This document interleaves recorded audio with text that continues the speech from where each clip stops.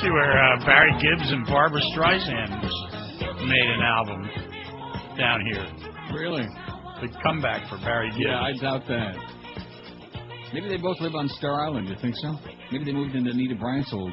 Well, the Bee Gees always lived on Star Island. Barbra Streisand lives in California. In Yedemsville, yeah. But in California, I thought she lived in New York. Barbra Streisand's in California? They don't have the house in California anymore? I think she has two houses. Yeah, she's probably got plenty.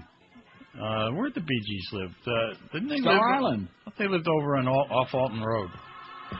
No, that was Lynn Russell.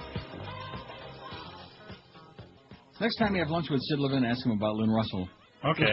Just mention the name. See. Well, I remember her. Yeah. Well, she was on CNN Headline News for about 100 years, right? Yeah. Whatever. She worked with you guys, right? She sure did. She became our program directress. Oh. Not that she was qualified, but she evidently. I liked her. She's a good person. She's nice. In fact, she wrote me a nice note once at one of my 80 stations along the way. She wrote me a nice note. Well, it's pretty unusual, isn't it? So we had an easy time of it yesterday, actually. Well, I'm just looking at the story now. Overreaction to storm irks wary locals, and all this business about, oh, gee, you call that a hurricane? Listen, wouldn't you think after Katrina, people, and also not just Katrina in the Gulf, but what happened in Dade County from Katrina, wouldn't you think people would rather be a little bit more safe than sorry? Well, the only thing that bothered me was watching the coverage yesterday, and there was a reporter down, I think she's with Channel 10. She was down in Isla Mirada, and she was telling a story about a woman who was tearful because her sailboat sunk.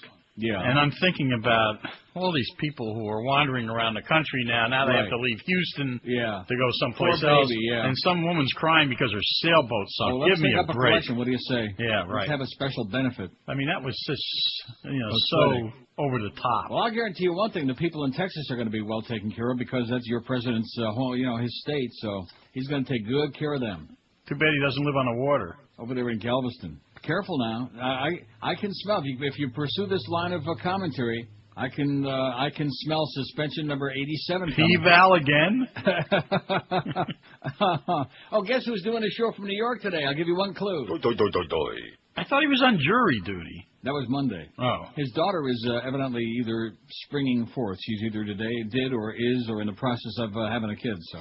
Oh. He's up there in New York to lend a helping hand, I guess. I don't know what he's doing. Another Mo. Yeah, baby Mo. Isn't that something? I thought there'd be no Mo. You were hoping.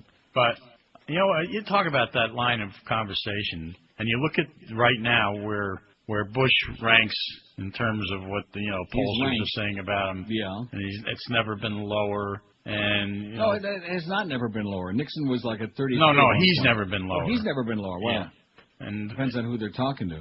But, no, it doesn't matter who they're talking to anymore. They're talking to me. He couldn't go any lower. Even the Republicans are... He's got numbers like somebody we all know with a minus in front, in my book. Oh, you're talking about Mo? No, I didn't.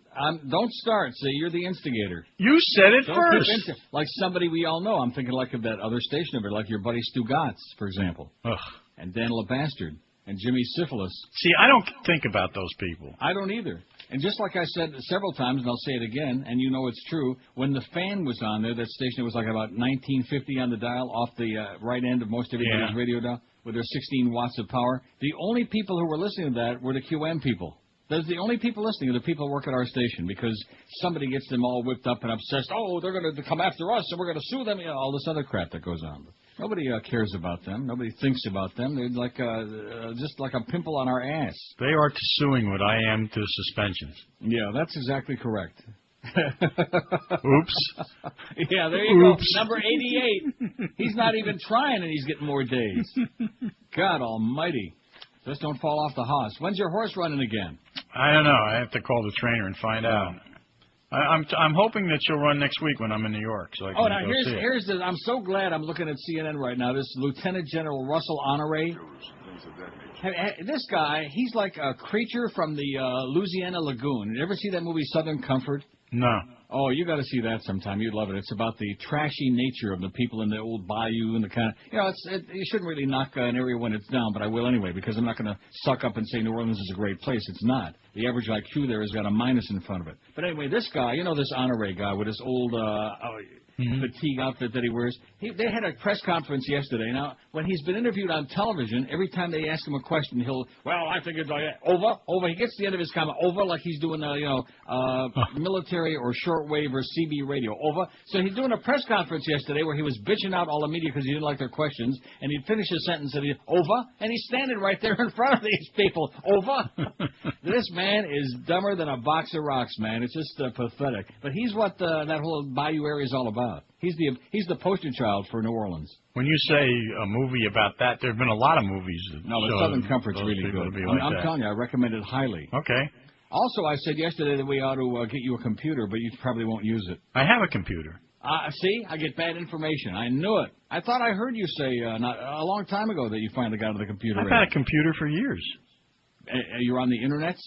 I can be if I, Oh, but you're not. Yeah, Well, why would you have a computer? What would you do with it if you're not on the internet? Oh, for a while I was, getting and sending emails and. Well, forget about email. Well, there's a couple of things. One, I work for a network out of Connecticut where I have to send them copy or they send me stuff, that kind of thing. Yeah, but you don't need the internet for that. Well, I get, travel things, all my travel information. We want to upgrade. We're gonna get Josh Cordes or somebody over there and upgrade your system and get you with the 21st century. My system is fine. I just don't use it. Well, why not? Because I don't like it. I don't like that. Mandich doesn't either. What? Mandich doesn't have... Oh, my God. I think those people at the other station are right. We're a bunch of old fuddy-duddies on this station. Mandich, I don't think ever uses his computer. Thank God that I'm, technically oriented. Do you know that I've repaired more different things? Not that we have technical problems, but like when the phone, they sent me a new modem here. I've done more technical stuff in here than the whole engineering department's done on there in the last 8 years. I can't knock the engineering department. Fix-It went out and had to get parts to fix the commodes here. Yeah. Because that's the up building his alley. didn't do it. That's exactly right up his alley. He went out and got it done. I always said he knew his crap. Well, he got it done. Old Fix-It. In fact, when I look at him, I'm thinking, holy crap. He is the poster child for a silly person. A lot of poster children running around. There's General Honore. Where will you be during the storm? If there's a storm coming here. Wow. He just sends me right to the bowl, speaking of that. So Fix-It, fix the commodes. That's nice. It's nice to know we work at a radio station where they care enough to fix the toilets. Well, he went out and did it on his own. Yeah, well, he probably, nature was calling. I couldn't have done that. Maybe Fat Boy was in there again, I blew the whole place up. Yeah. Oh, man. One time. I don't want to go into it today. I heard a story about him one time. It was just so grotesque. You'd lose meals from 20 years ago. Well, say hi to my buddy Sid Levin. I will. And you know something? I'm having lunch with Sid next week. I told you. See, that's my second. You are unbelievable. I am. I get together with Sid every 2 or 3 months. I put that Mickey Dane to shame. I get together with Sid every 2 or 3 months. He's a wonderful man. He really is. He is. He's great, and he gave me my start in this market. I can blame him for all of this stuff. And we had Jim Alton was on the air in the morning, and with Lynn Russell. He's dead now, Jim Alton. Yeah. All right. Maybe tomorrow morning we'll reminisce about all the dead people that we worked with in the business, since it's that's old people's radio. Or some we wish were dead. Yeah. Oh, now here he goes again. See, I get all the grief, and you keep instigating. You didn't have to mention any names. I didn't say him. You could have said something nice, like congratulations to my friend Howard on his new grandchild. You could have said something. I wouldn't say that, but you might. I wouldn't say that. Somebody told me yesterday, because my memory is faulty when you get to be old and senile like us. Yep. But you hated him before he came into the building, is what I'm told. Well, I didn't like what he said before he came in the building. Is that what it is? I thought it was like some personal, like you ran across him somewhere. No, I'd run across him over the years, but he was not a guy hard enough, obviously. It wasn't with a truck, but anyway, he was doing Monday Night Football when I used to see him around. Right. But he remember the first interview he gave before he came here. He told said sports talk is boring. And he was going to change it, and he's going to make it really interesting and whatever. I didn't think that was a good way to come into a sports talk station. And then he also said that he was going to put the Mad Dog in his place. Remember, he was going to sit him down. He was going to explain to him who was boss and who he wanted to be the star in the broadcast. But that comment said everything there is to say about him. That told you. About that big pompous... So he had a different approach. I mean, it's not a lot of people who, speaking of dead people, put Gil Hodges' wife on the air. Or Casey Stengel's daughter-in-law, right? Yeah, whatever. Mm-hmm. Well, you have a good day. Granddaughter. I'm not saying anymore. No, that's good. Okay. Because I'm smelling number 89 is going to be on the calendar pretty soon. You got to till the end of the year when Greg leaves. Now, just one final note. Parting note. Is the Beast evidently, because I asked George yesterday, how is it that he came across that M Street Inside Radio? And I wish he wouldn't have done it, Beast, because I subscribed to that thing, and I just had to email them to stop faxing me that. It's every day, that Inside Radio, and they start faxing at 5 o'clock in the morning, and it wakes me up, and I hear out page after page, and I just emailed them and said, stop faxing the crap. Send it by email, you idiots, you quislings.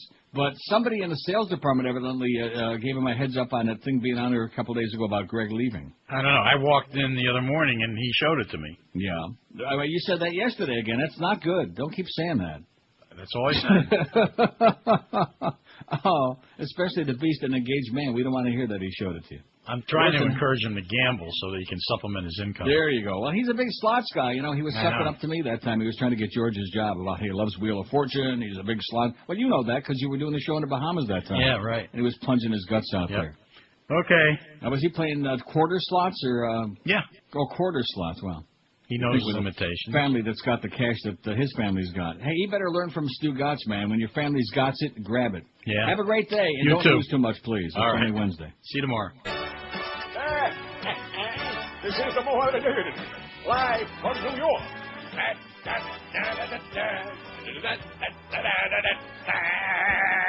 Now I'm up here, and you're down there in paradise. We're broadcasting from the plushly printed abandoned studios at WMCA New York, former home of the good guys. WMCA,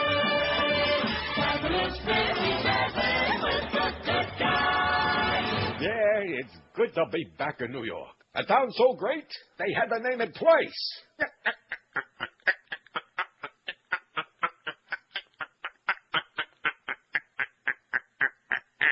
Come on, let me give you a tour.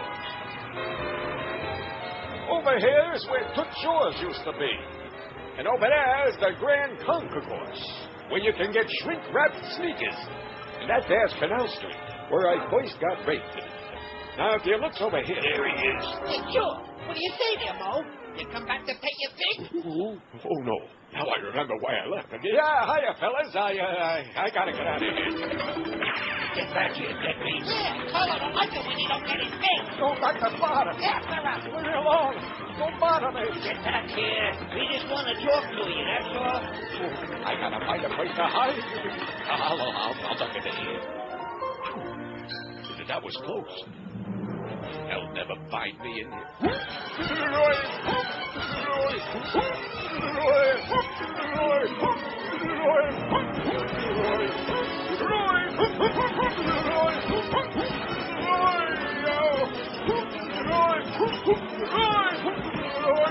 Dump up here. Where am I? What's that sign say? You're standing in the middle of the cross. See you, Mo.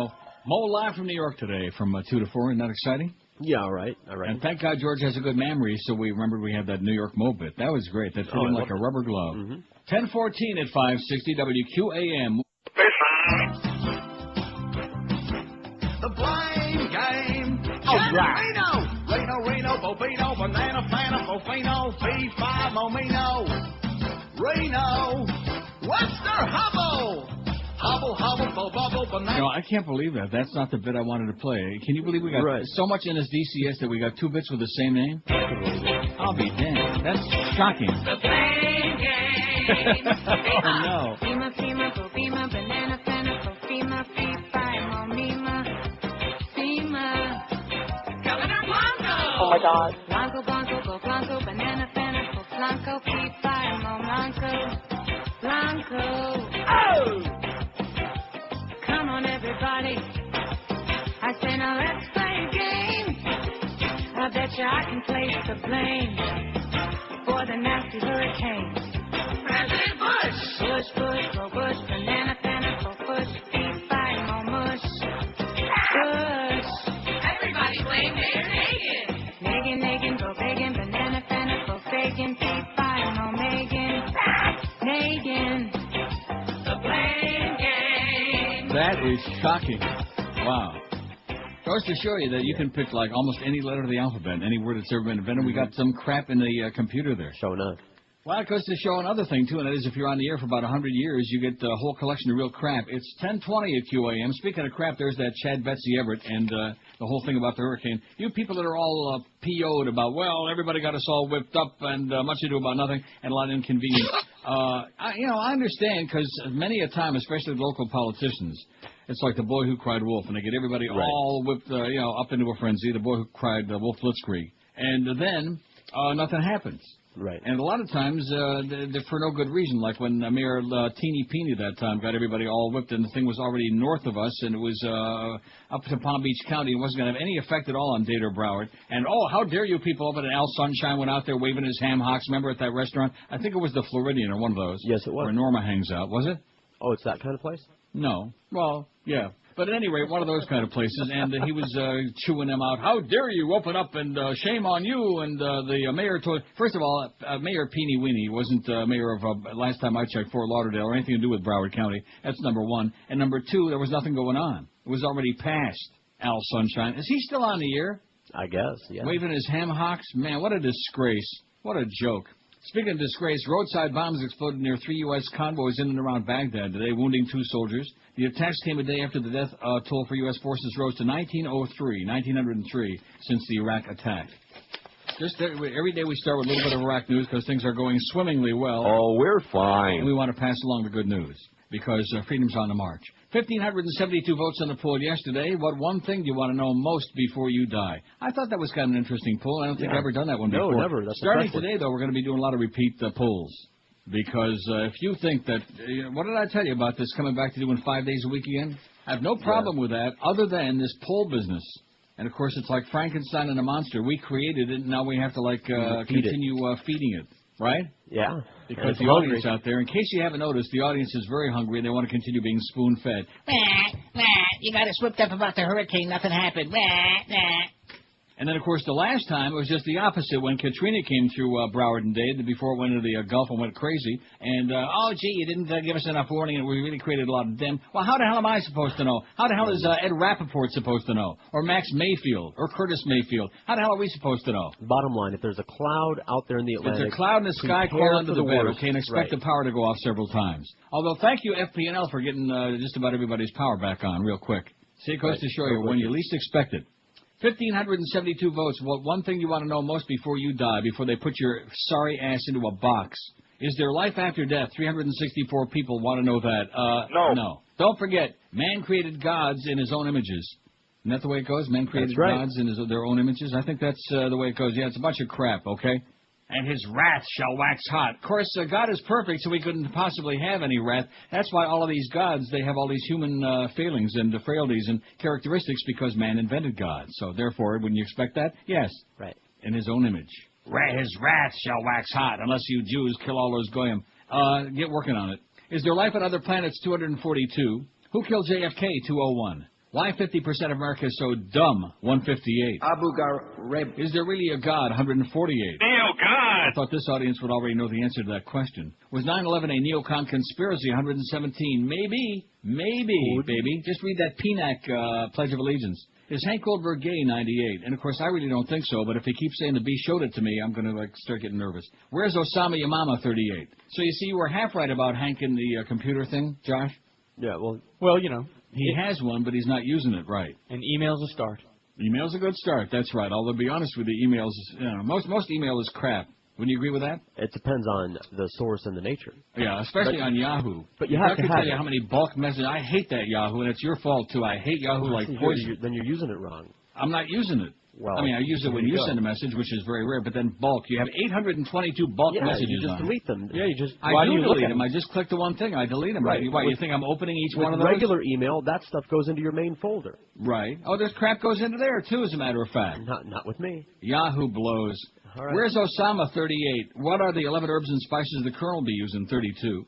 Why are talk show callers such a-holes? 25. How many licks does it take to get to the center of a Tootsie Pop? 24. Is there a comma in that? Yes. Maybe the worthless candy guy, Grandpa, would answer that. Who shot Tupac? 22. Who's buying me a six-pack? Does my spouse cheat on me? 22. Who killed Cock Robin? 20. Is it a horseshoe or four-leaf clover up Greg Reed's rectum? Ass? 18. I think both of the above. He's got to have a whole, What's the secret of the Big Mac secret sauce 15? Oh, I got a great line that would tie those two together, but I better not get joiced. Does my spouse know I cheat 12? Who killed Marilyn Monroe 8? And is Elvis still alive 8? See, this intellectual audience, they're not interested in celebrity puff crap like Elvis and Marilyn Monroe. Although I think the Marilyn Monroe has got tremendous political consequences because she was supposed to hold a press conference and out the Kennedys. She was PO'd at them for Bobby dumping her. Yeah, well. And then all of a sudden, bada bing, Peter Lawford and Bobby showed up at her place, and next thing you know, she was popping a lot of pills. They said that she died from I don't even know if I dare say this with Joyce hanging over our head. She died from a poison enema. Barbiturates, I heard. Right, but an enema. Yes. In other words, she got poisoned in the rectum. Wow. Oh, shoot. Hurricane Rita picked up strength today as it churned toward the Texas Gulf Coast, was upgraded to a Category 4, winds topping 135 miles an hour. You see how fast these things pick up? So those of you people saying, oh, gee, you know, just consider yourself lucky that there are those of us around to give you a little bit of information, okay? Some of you too stupid to come in from the rain, including you idiots in the Keys, by the way. Oh, it wasn't all that bad. Looked pretty nasty to me. They're just lucky that this thing didn't take just a little bit of a jog, you know what? At 8 o'clock this morning, Rita was 195 miles west of Key West. Now it's 200 and some miles. And 790 miles east-southeast of Corpus Christi, Texas. And I can guarantee you can bet Bo Griffin's life on it, that your president's going to take real good care of his constituents in Texas. Because even though those other states, Louisiana, Mississippi, and Alabama, are good old boy red states, it don't get no redder than Texas. And, of course, that being his stomping grounds where he was governor, or at least theoretically. He's going to take real good care of them people. He's even bringing in Glenn Campbell to sing Galveston. Elton John is singing to raise some money. All you starving and desperate people out there, just wait till we get that music on the shelves. And once the residuals start coming in. This is Neil Rogers. This is 560 QAM. Don't tell me. Come on, and they don't come any better than Todd Keller.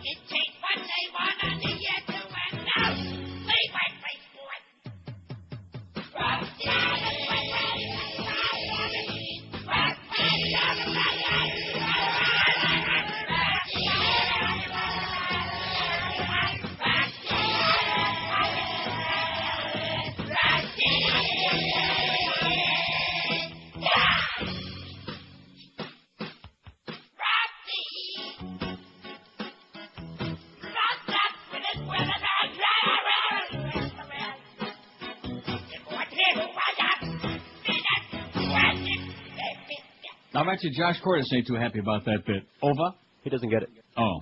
Didn't get what? What? You didn't get the bit, Roxy? I'm joking. Of course I did. No, just pretend you didn't get it. Then you won't have to say anything. How about those Marlins, baby? Oh, man, lost to a girls' team last night. That was bad. While Houston won last night. So doesn't that put them 3 games behind these Stros now? Yeah, 3 back. Not very good. Of course, Stros in Detroit, we used to call that Tiger P. Stroh's beer. But at any rate, they're 3 games back with 11 to go or something like that. Not looking too good. No. And especially on a night when the Phillies lost to Atlanta, they could have made a little hay there. But nevertheless, who cares? We got the Marlin game tonight. We got Mo from New York at 2, Mad Dog 4 to 6:35. I'm realizing now that Mad Dog, they're wasting him badly because he's on most of the baseball season, which is a huge part of the year. He's only on for like 2.5 hours. Am I right about that? And I know we're paying him, thanks to Joel Feinberg, we're paying him like zillions of dollars in big bucks. Deservedly so, Mad Dog, don't get me wrong. But to do a 2.5-hour show. I'm sure he's okay with that. Yeah, I'm sure he is. So I'm thinking like him 2 to 5 and then maybe Mo 5 to 7. Marlins on deck 6:35, and then of course the and they made the same mistake on here they did yesterday. 6:35 to 7:10 Marlins on deck. Then we sign off for technical repair for 20 minutes. 7:30 the Marlin game followed by the Ed Kaplan gambling show. I don't get that, but then again it's Clarence. He's under a lot of pressure now that the Beast got hitched, is getting hitched, got engaged. I guess the Clarence is going to have to look for a different company at night. Former President Jimmy Carter yesterday accused the Bush administration of failing to maintain the standards at the agency he created in 1979, a failure the Democrats said led to the disaster that befell New Orleans after it was struck by Hurricane Katrina. Over? You haven't seen... Oh, and there's... Speaking of idiots... I've seen them a lot. They shouldn't call him General Honorary. It should be General Ornery. We've got helicopters. There's Mickey Chertoff. We're working very closely with the government. Yeah, work this, you idiot, you quisling. Carter, who served as the president from 77 to 81, said he made 3 promises when he created FEMA at the request of the nation's governors who had asked him to put under one umbrella the 16 agencies they were accustomed to dealing with after disasters. The promises were that the agency's leaders would always be highly qualified, the agency would always be an independent agency, and would always be adequately financed. Carter said the hiring of Brownie Brown to head FEMA was a disgrace. His word, disgrace. All 3 of those promises have been violated, the 80-year-old former governor of Georgia told a pack hall at his presidential library in Atlanta. Not too far from Plains. I really don't know where Plains is. Do you know where Plains, Georgia is? Probably not too far from Aintree. Because I think that the people who live in Plains, if the president's brother's any indication, and Rosalind, and what was the daughter's name? Amy? Amy Carter. Very good. Now, she looks like definite kin to that kid up with the banjo in the tree, like one of the Beasleys, you know? She's definitely part of that clan. Poor girl. Yeah. In fact, you ever see her and Chelsea Clinton together? What is that about? At least one thing you can say for the Bush family, okay, is the daughters, relatively speaking, are smoldering. They're smoking compared to some of these other presidential daughters in recent years. Right. It's just one of those things. That would be a good poll question someday. Yeah. Presidential offspring. I mean, we could put, we could like do an asterisk and put Mo's kid on there, too, when we find out what it is. And I do emphasize what it is. Okay, here's our poll today, and yes, it is time for some repeats. The good part about the repeats, which is going to be extraordinarily frustrating to the audience, is that when I can go back and... Thanks a lot, Eric, by the way. You are doing it, man, some days.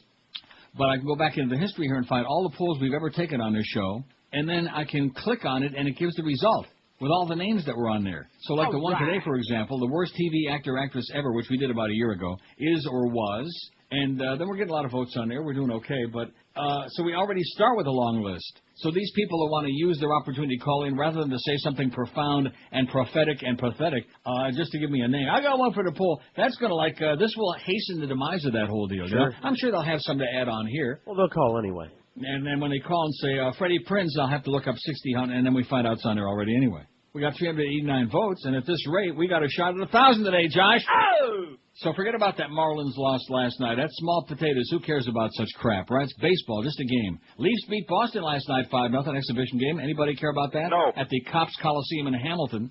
Anybody know where that is? No. All the cops know. And one thing I'm noticing in the exhibitionist games is that they're having a shootout at the end of the game, no matter what the score is. So in other words, even if it's not tied and there's no overtime, they're having a shootout just to give the players practice shooting it out. Now, I'm sure that George is excited about that. About what? Over. 567-0560. I guess I better give the result of the poll and read this list of names. Then it'll be like 1:30, almost time to go home by the time I get done with this. We got 389 votes. Well, there's so much crap on TV, and of course, Jicha spends all his time writing about all these TV shows, and the fact is that 95% of them blow, even worse than the Hurricane Rita and Katrina combined. They blow, Tom. Worst of all time, actor, actress, Donald Trump, 41. Chuck Norris, 39. And I think tomorrow when I give you the result, then we'll compare it with the original poll from a year ago, and you'll say, oh, gee, Tony Danza, 35, and deservedly so. He really gives me spilkies, man. Why he makes me sick to my stomach. Bob Saget rhymes with faggot, 25. Tori Spelling, 24. How are you spelling that? David Caruso, 17. Now, he's the guy with the orange hair. Correct. Mr. T, I know who he is. Mr. T, 16. Roseanne, 16. Ashton Coochie, 14, who's doing Demi. Keanu Reeves, 13. He's losing it fast, by the way. He's losing it. I still say he doesn't have what you think he does. Not what I think. I'm just telling you, there's just something strange about that guy. There's something bizarre. There's something missing, like a part. Keanu Reeves, speaking of that, 13. He's right under Ashton at the moment. J.J. Walker, 13. Fran Drescher, the nanny, 12. She sure annoys me more than anybody I've ever seen in my life, even off TV. She could be the most annoying. She makes Mo seem like a good Samaritan. Hulk Hogan, 12. Will Smith, 12. Ray Romano, 11. Now, Ray Romano, is that Everybody Loves Raymond? Correct. Oh, boy. I'm going to change my vote. Oh, look at this. Rita poses the risk to the Houston region. All those poor bastards. Well, the good news is they're getting most of those people out of Houston, and the good news also is it's only Wednesday. So they got Wednesday, and they got Thursday, and they got most of the whole day on Friday. There are no excuses in Texas, man, and you can be damn sure they're not going to screw up over there. David Hasselhoff, 8. Despised and reviled by everybody except the Germans. They like the name. Jerry Seinfeld, 6. Kelly Ripa, 6. Hervé Villachez, 5. Don Johnson, 5. Ellen DeGenerate, 5. Susan Summers, 4. These are really a bunch of annoying people. The question isn't annoying, though. The worst actor or actress on TV ever. Jaleel White, 4. Who's that? Who that? I don't know. You don't know? I don't know. Jaleel White is Urkel. Urkel. Oh, jeez. I get spilkies from Urkel, too. John Ritter, 4, rest in pieces. Mario Lopez, 3. He was on that horrible show. Wasn't he the alleged rapist? On what show? Saved by the Bell. I never watched that show. Well, I didn't watch it either, but I know who he is because he was accused of rape that it did. Lorenzo Lamas, 3. Now, that's bad. You probably voted 3 times for poor Lorenzo. I would have, but no, I voted for He used to look Tony real Danza. pretty, man. Eric Estrada, 3. John Revolta, 3. Vincent Donofrio, 3. Who's that? I don't know. The driver, Al Donofrio, or whatever his name is. Donnie Most, 3. Now, that's Happy Days, ain't it? Correct.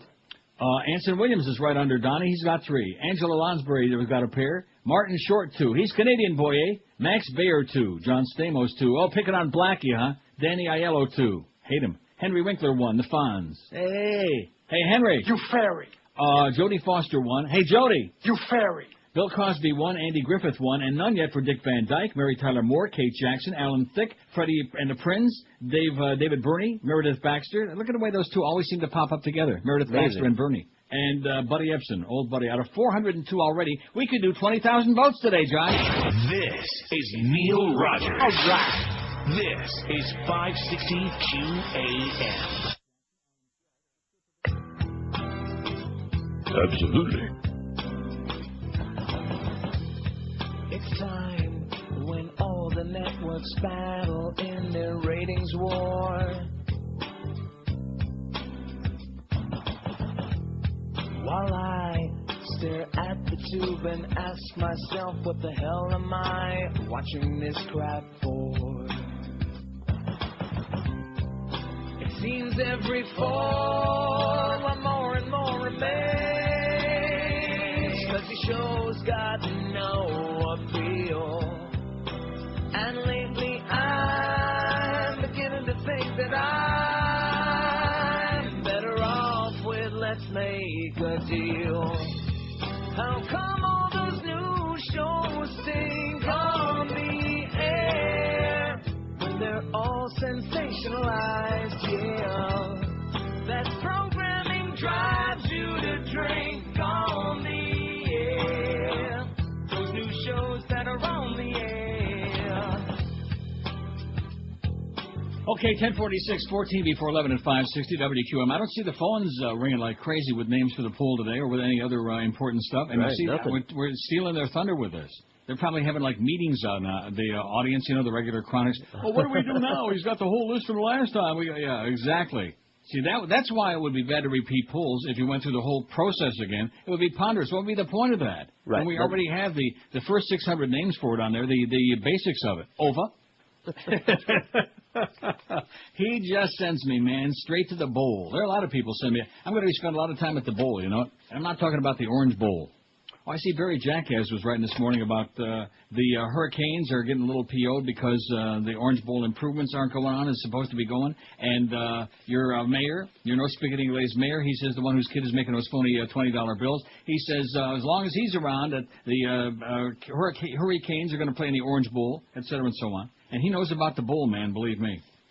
WQAM, hello. Hey, what's up? WQAM, hello. See, all the calls are going to be like this now because now they can't build it. Yes, sir. Hello.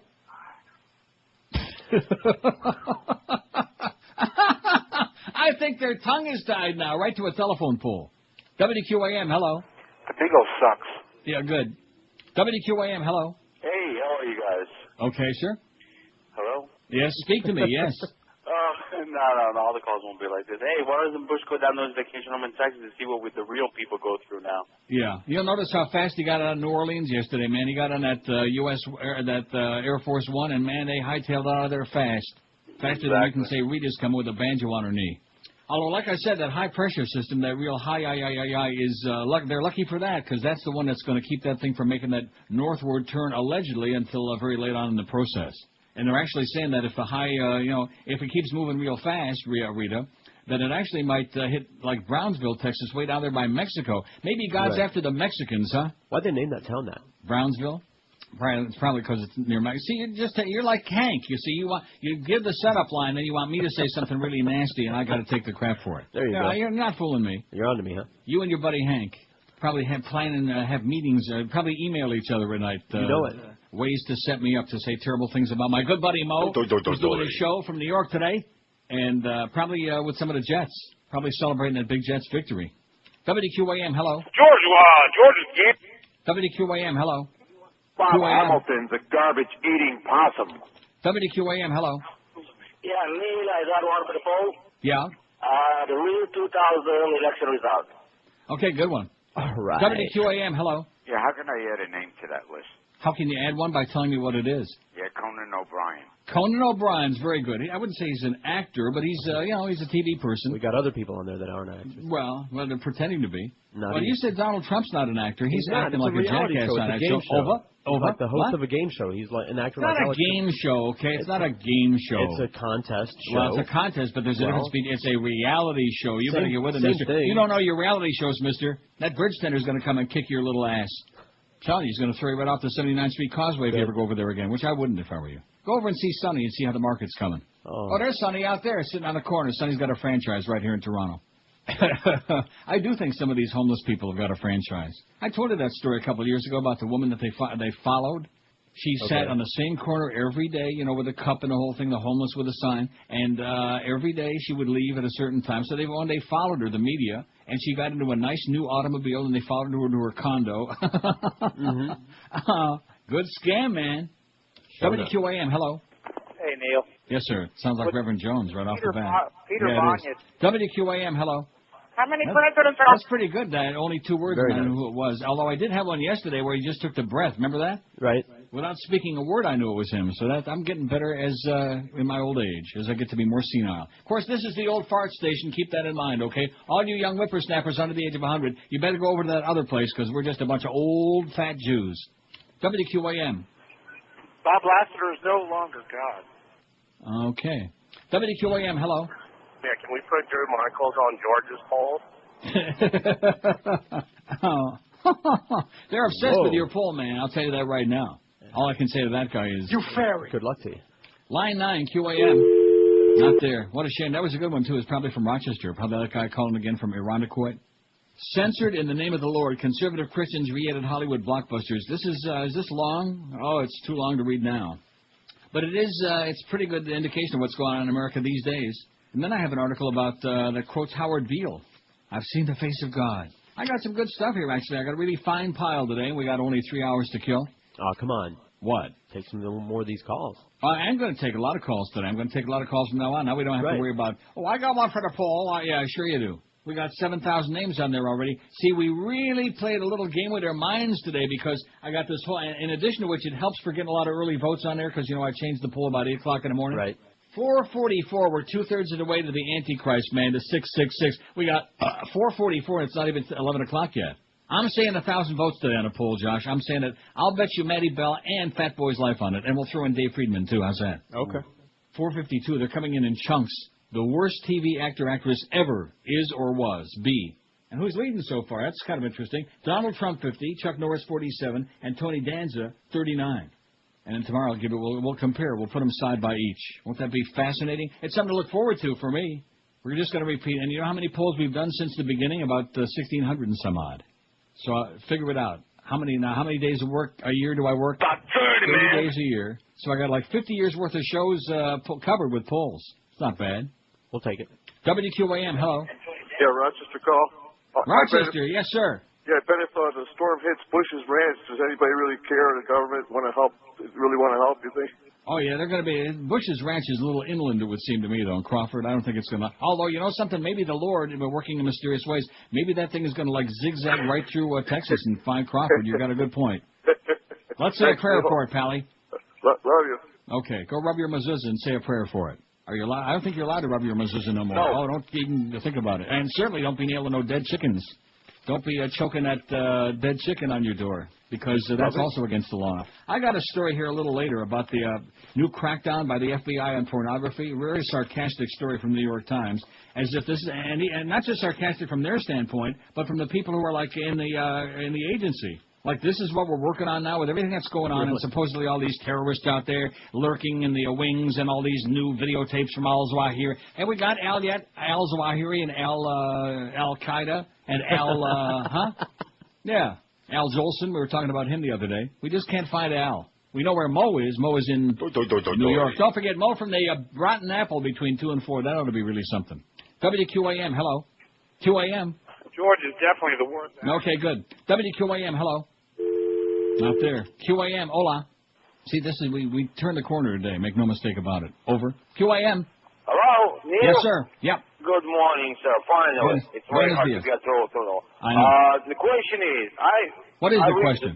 The question is, did you find the resemblance between your good friend Mo on your website, the picture of him when he's spanking the monkey, which is I really enjoyed.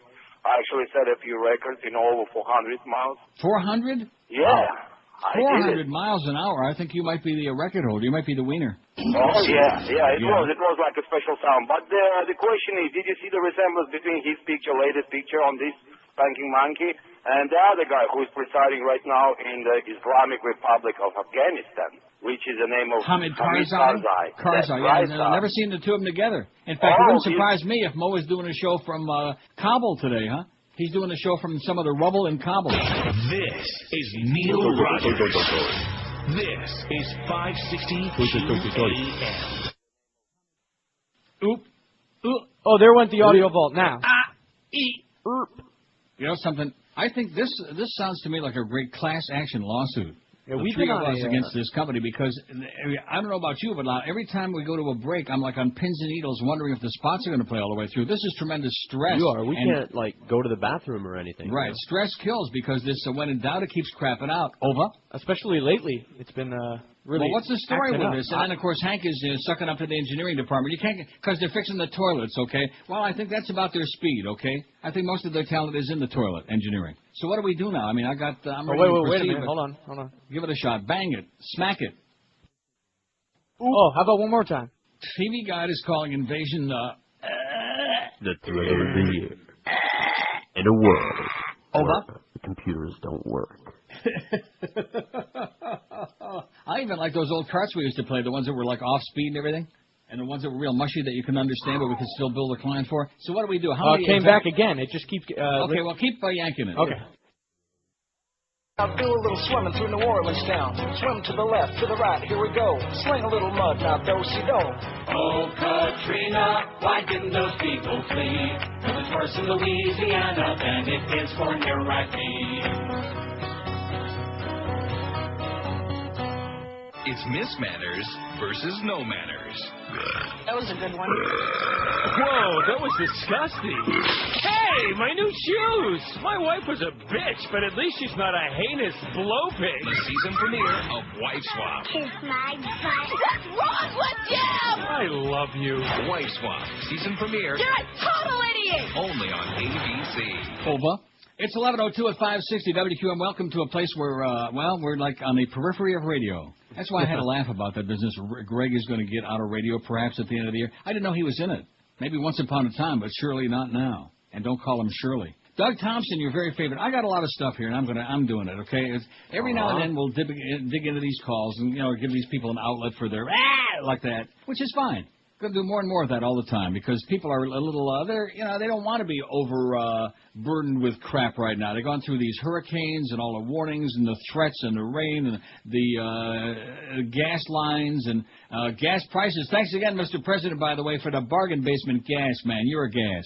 But nevertheless, they're a little tired of that crap. They don't want to be overwhelmed by it. So a little bit of lightheartedness and frivolity and just a little chuckle. That's enough every now and then. Not too much. Now, did you see the models? Chad Everett, Betsy Everett Myers is on CNN there just a minute ago, and they showed a whole bunch of different models, about 75 of them. And some of them for this now Category 4, which I think it's going to become a 5. Not that I know anything, but I have that stinking feeling. There's a very good chance it will. And then some of the models have actually got it back up toward Louisiana again, right after he was telling us just a little while ago about Brownsville and Brownie Hound and all that other stuff, and Mexico. See, I think he was talking about Browns in Mexico just because to make like an ethnic thing, Next thing you know, he's going to be taking shots at Taco Bell. Although they probably advertise on CNN. Doug Thompson and CapitolHillBlue.com writes, ignoring the real obscenities. And this has to do, didn't I tell you about the porn squad? Yeah. Which I got that a little bit later on. Recruits sought for the porn squad. The FBI is joining the Bush administration's war on porn. And we'll get to that later. But anyway, this is in conjunction with that. Had lunch last week, Doug says, with an old friend, a career agent with the FBI. He's considering early retirement because he just can't handle what's happening to his agency, the federal law enforcement apparatus in the country. I didn't sign on for this. He said the Bureau has gone to hell in a handbasket. He tells a disturbing story of an agency ripped apart internally by turf battles, emasculated by an attorney general who believes constitutional rights get in the way of a poorly managed war on terror, and an administration whose focus is marginal at best. Our number one priority in law enforcement is supposed to be fighting terrorism, he says, so what's the latest initiative by Justice and the Bureau? We've declared war on pornography. That's right. At a time when the focus of every federal law enforcement agent is supposed to be keeping this country safe from terrorists, Attorney General Alberto Gonzales is diverting time, agents, and resources into a war on dirty books and movies. Not child pornography, mind you, but the kind of titillation aimed at consenting adults who, the last time we checked, are supposed to be free to do what they want in the privacy of their homes. According to a job posting that went up at the FBI's national headquarters in all 56 field orifices, the Bureau plans to assign 8 field agents plus a supervisor and all necessary resources to a porn war that the posting calls one of the top priorities of Attorney General Gonzales and FBI Director Robert Mueller. Agents joke about the posting and make comments like, I already gave it home, or we've met the enemy and he is us. But the gallows humor does little to mask a growing morale problem within the Bureau. My friend shook his head. We're supposed to be taking down people who want to destroy this country, and Alberto wants to turn us into a titty squad? The TNA squad, as it's known among agents, got its start under former Attorney General John Ashcroft, a Bible-thumping anti-pornography zealot who tried to prosecute a Missouri couple for selling a sex education video for adults. Ashcroft's case was so laughable it took a jury of mostly middle-aged women less than 45 minutes to acquit the couple. The judge lectured the Justice Department for wasting the legal system's time with such a frivolous case. But Gonzales, armed with a mandate from the rabid right-wingers who control Congress and the White House, plans to push forward in quest to rid the world of dirty movies and other sexy stuff. Ironically, such a move could target some of the GOP's major supporters, big business and conservative ideologues like Rupert Murdoch, owner of the conservative pseudo-journalistic Fox News Network. Murdoch and General Motors, for example, are part owners of DirecTV, the satellite broadcasting network that delivers explicit sexual programming to customers. DirecTV offers 3 channels of XXX-rated movies from Spice Networks, owned by Playboy Enterprises, along with Playboy's own channel, which recently began offering hardcore sexual programming. In fact, hardcore programming is such big business that Time Warner owns a piece, and hotel chains like Hilton, Sheraton, Hyatt, and even Mormon-based Marriott offers the sexy material to guests as a valued added service.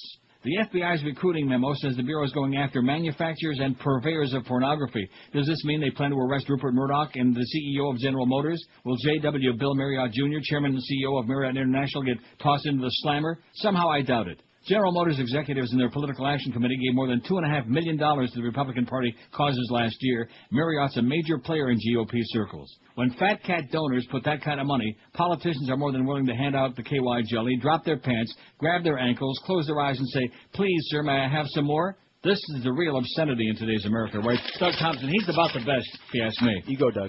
Yeah. Can I have some more? Bend over.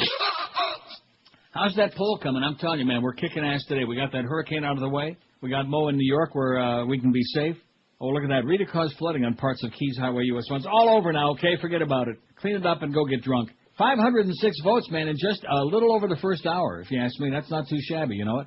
Even Josh is impressed by that. He thinks we got a shot. Oh, we got it. If we get to like 650 by the end of this hour, I think we're home free. The worst TV actor or actress ever is or was a fantastic poll from our long list of spectacular polls. Donald Trump, 57. Chuck Norris, 55. Well, what a battle that is. It's like Secretariat and Alidar, and affirmed. Tony Danza, 41. Tony Spelling, 32. Bob Saget, 31. Rhymes with Mr. T, 22. David Caruso, 19. Roseanne, 18. Keanu Reeves, 17. Fran Drescher, 16. Hulk Hogan, 16. John Hogan don't have any. No votes for John Hogan yet, Derek. Ashton Kutcher, 16. Ray Romano, 14. J.J. Walker, 14. Will Smith, 12. Boy, he gives me spilkies. Jerry Seinfeld, that's why I have so many of them. Jerry Seinfeld, 11. William Shatner, 11. What's wrong with Bill Shatner? I guess He camps it up, okay? He's sure a fun guy. And his wife, she used to be good, too, till he drowned her. David Hasselhoff, 10. Kelly Ripa, 9. Don Johnson, 8. Eric Estrada, 6. Hey, Eric! Eric! You fairy! John Travolta, 5. Lorenzo Lamas, 4. Suzanne Summers, 4. John Ritter, 4. John Stamos, 4. Angela Lansbury, 3. Vincent Donofrio, 3. Did we decide who that is? I don't know who it is. I think it's pronounced D'Onofrio, though. Whatever. Well, the harness driver don't pronounce it that way, whatever his name is. Donnie Most, 3. Anson Williams, 3. Danny Aiello, 3. Andy Griffith, 3. Bill Cosby, 2. Martin Short, 2. Max Baer, 2. What about the boxer? Wasn't his name Max Baer? Is that the same one? No, Max Baer was Jethro from that Beverly Hillbillies. Well, what about the boxer Max Baer? I don't know anything about him. Noble Alan Thicke has 1. Jodie Foster has 1. I bet you a big one, and bigger than Ashton Kutcher. Mary Tyler Moore, Dick Van Dyke, Henry Winkler, 1. And no votes yet for Kate Jackson. What's wrong with Kate Jackson? Nothing, as far as I can tell. She was in that fag movie with that good-looking guy who used to play on the Rookies. Michael Ontkean. Michael Ontkean. What was the name of that movie, Making Love? Yes. David Burney, Nunn, Meredith Baxter, Nunn, and Buddy Epson, with Jebediah. Barnaby Jones has the big... Oh, I'm tempted to play that theme. I like that so much. What, Barney Miller? Huh? Yeah, no, not Barney Miller, Barnaby Jones. Oh. Buddy Epson. Barney Miller was that old fuddy-duddy guy with a mustache. Right. What was his name? Funny movie. Barney Miller. No, it was not funny. Hal Linden. Hal Linden. Oh, Hal Linden, you know what he reminds me of? I give up. Who's the guy that was like in making a big deal in New Orleans? The guy that sings the Italian songs that's supposed to be the big... Who couldn't sing us out of a paper sack? Tony Bennett? No, the young guy. Okay, come on. A young Italian singer. Yeah. I didn't say he's Italian, but he sings like Godfather. He was sang something there, too. Al Martino. No, young, not Al Martino, who just turned 117. They were making a big Simmons. He was donating for New Orleans after the hurricane, and he's making a big Simmons here. Come on, you know who it is. You can do it. We're counting on you. The whole world is dependent on you. Harry Holding Connick. their breath. Huh? Hey, that's it. Harry Really? Connick Jr. Yeah. Just throwing names He's out. not Italian, but he sings Italian. He sings schmaltzy songs. He's Now, a what was lounge that? lizard. He's a lounge piano guy. Yeah, he's a lounge lizard. Yeah, exactly. That's where he belongs, in the tiniest lounge. He couldn't sing his way out of a paper sack. I don't know what... He's another one of these people that must know the right folks, you know what I'm saying? Maybe that's why he was in The Godfather. He wasn't actually in the movie, but I think doesn't he sing some of the songs on the soundtrack from, I think, Godfather 8? I think one of those. He saw the movie. Yeah, he saw it. He saw it in the $1 Weekend Specials, buddy. So that's all they can afford these days. But he's doing a nice job donating money. Nice going there, Harry Connick Jr. And by the way, your music sucks. 12 minutes after 11 at 560 WQM. Mo Howard David from New York today. Wow. Really amazing thing. Mad Dog at 4, then the Marlin pregame at 6:35. Marlins at the Mets. They better not repeat last night's performance or it's going to be over. And then Ed Kaplan after the game. Over. And you haven't seen him do that, huh? No, as a matter of fact, I popped it on. He was on just a second ago Ornery? on CNN, yeah. and I popped it on hoping to catch it. And was he going over? No. And over again. Oh, that reminds me of that bit, that annoying song. What the hell is the name of that song? I think the song is called Over and Over. If you only hear one song this fall over and over and over again, this is the song to hear over and over and over again. How many times can Nelly and Tim McGraw sing over and over again?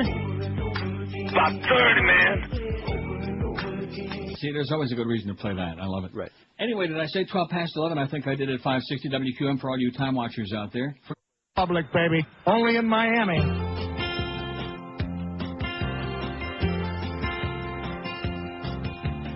Gotta help the city of New Orleans.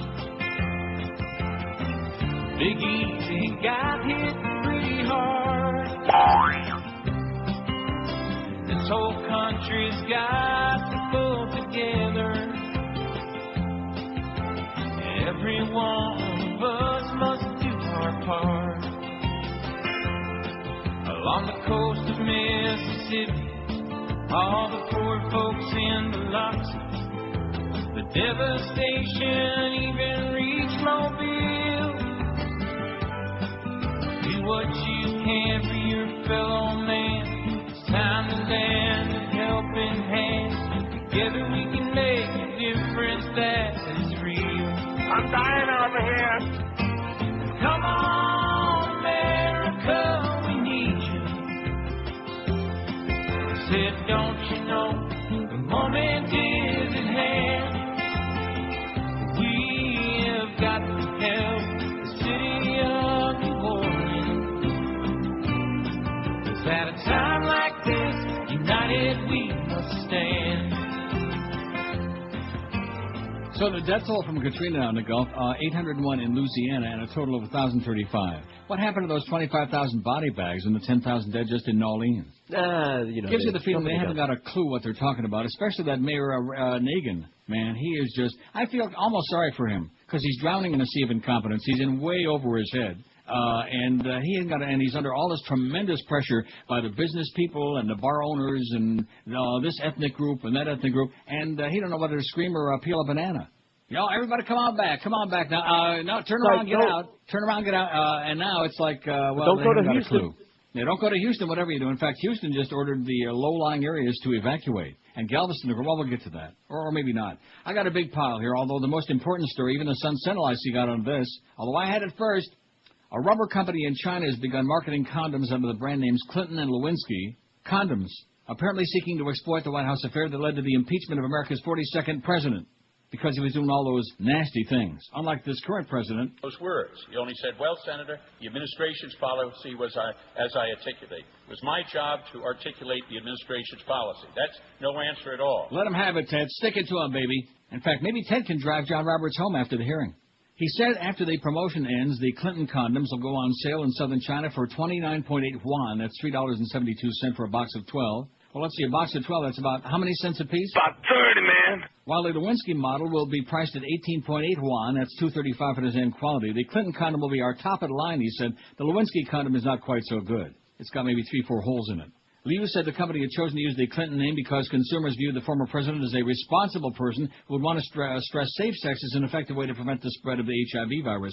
The names we chose are symbols of people who are responsible and dedicated to their jobs, he said. I believe Bill Clinton cannot be unhappy about this because he's a very generous man. Liu said the company didn't believe using the Clinton and Lewinsky names constituted a violation of copyright or other laws. We have received full approval from the local Industrial and Commercial Bureau to start production, he said. Clinton's campaigned aggressively for heightened AIDS awareness in China, where the disease is spreading rapidly like wildfire, etc. And there you go. Bubba, see, he's all over the place. Just take a peek in there, man. Bubba's in there, too. He's all over. He's in your crotch. 555 votes. You see that? I just peeked it out of the corner of my eye. I just knew there was a momentous number on that poll. We're 5/6 of the way. We're like over 80% of the way. There are like 666, and well on the way to our 15,000 votes on the poll today as we start record-breaking numbers. I bet you we get an 80 share in this book. You know what? That's probably because you were on most of the summer. Yeah, right. Get all those intellectual people, all those younger. Yeah. Max Baer Sr., the old boxer, was Max Baer Jr., Jethro Bodine's father. You see? Bodini. How do you like that? that? You don't have to comment. Vincent D'Onofrio was Pyle. Oh, I wonder if he was kin to Gomer's Piles. The fat kid who shot the sergeant and killed himself in Full Metal Jacket. Edgar and Men in Black and Detective on Law & Order Criminal Intent. Vincent D'Onofrio. He's a very good actor. Oh!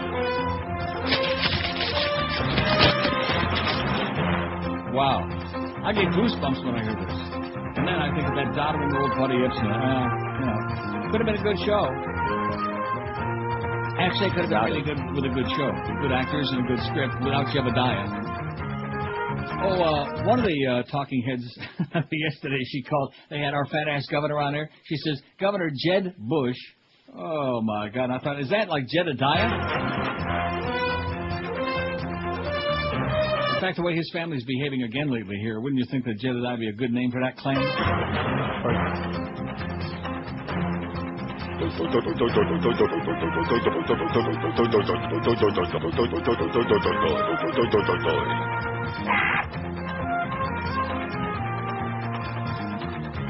Here comes the good part now. Big climax. Here we go.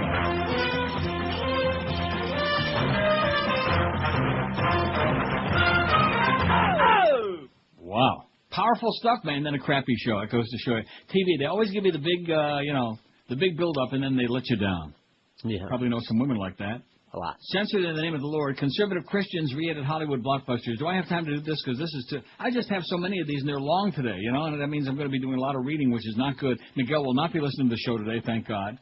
I'm tired of him, I'm just tired of his crap. Not that I should take it personal anyway, because who the hell cares what he thinks? But it's just, I don't know, he's just annoying. He's always Mr. Contrary, He's Mr. Contrary in kind of a nice way, as opposed to some people who are Mr. Contrary in a hostile, hateful way. He does it in a nice way, but it's still the same effect, like, hey, what you're doing sucks, Well, get lost.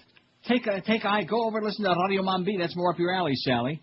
Get back in your inner cube. Float away, baby. Maybe he can bring back Alianito, and then we'll have something to talk about. In fact, if I look back at some of those early polls, you'd be amazed how many of them have to do with poor little Alianito and the abuelas and all of this stuff, all that crap.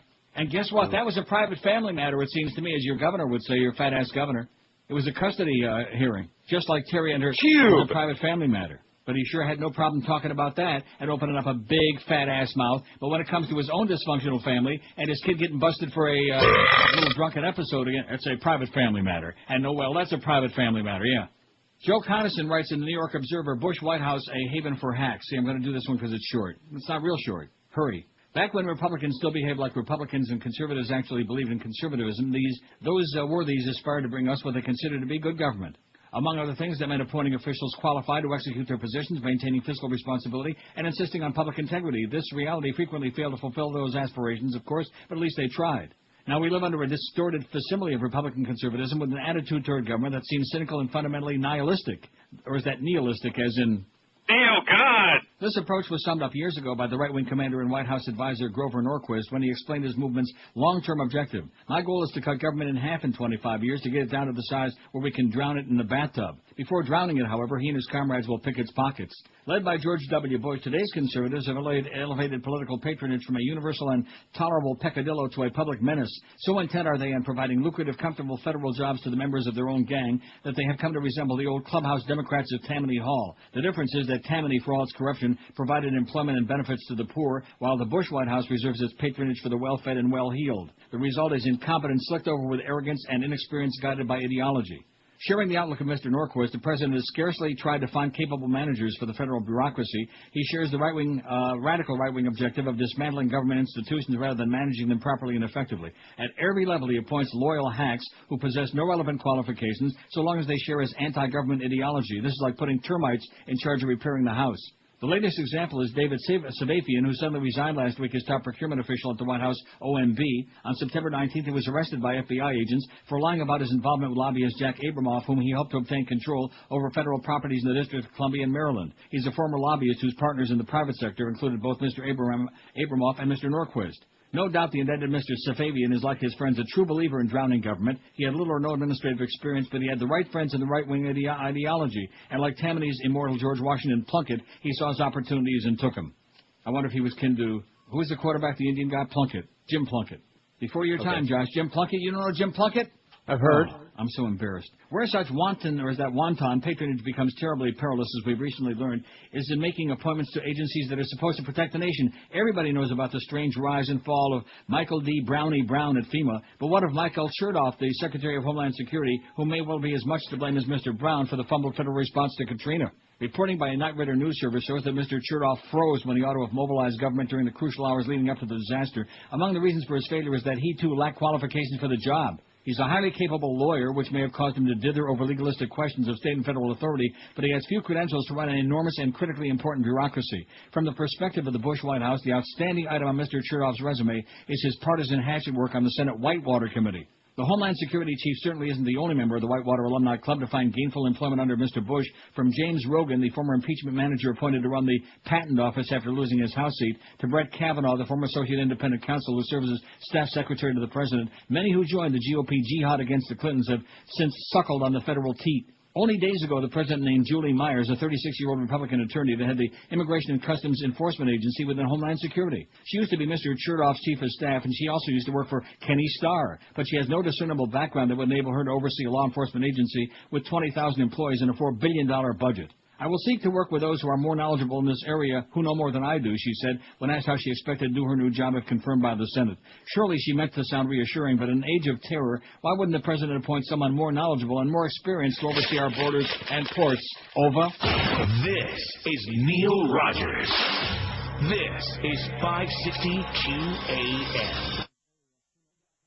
Trump is singing the Green Acres theme at the Emmys, and now he's expanding his musical empire with a new CD, Trump's TV Themes. Here's the story of a man named Brady who made an absolute killing by adopting 3 more tax-deductible children. And by the way, Alice, you're fired. Meet your replacement, Juanita. From the Brady Bunch to the Beverly Hillbillies, the Donald sings them all. Come and listen to a story about a man named Jed. The guy moves into a mansion in Beverly Hills. The town is crawling with beautiful women, and he can't hook up. What gives? The TV tycoon even tackles the theme to Gilligan's Island. Just sit right back and you'll hear a tale of some morons who sailed in bad weather on a boat that's smaller than my dinghy. Trump's TV Themes is available at Trump Tower Records. And if it does well, I'll make Martha Stewart do her own version. 599 vote, man. It's just 11:34. How do you like that? Oh, that was my imitation of Tom Jicha on the air. Because I got a fax from Chris here. It says, Monday, Tom Jicha was sucking Steve Kane's butt for half an hour. Most of the conversation was about you and your obsession with Steve. Oh, yeah, I'm obsessed with Steve. Talk about the pot calling the kettle pink. Steve who? See, this is what Tommy, he's relegated to now. You know, once in a great while filling in for Eddie K on a gambling show late at night. And now being a guest on the Mr. Ego show, which you could put the whole audience in a phone booth. See, this is how you find out. Sherry Woods, see, that was a friend. Linda Thornton, that was a friend. Even Pat Curry, even though she was obnoxious, she was more friendly than this guy. You know what I'm saying? Mm-hmm. But this guy, Tom, you're not fooling anybody. You're sure not fooling me anymore. You're a turncoat. You're a backstabber. You're a phony. So now it's not just business. It's personal, too. Your mama.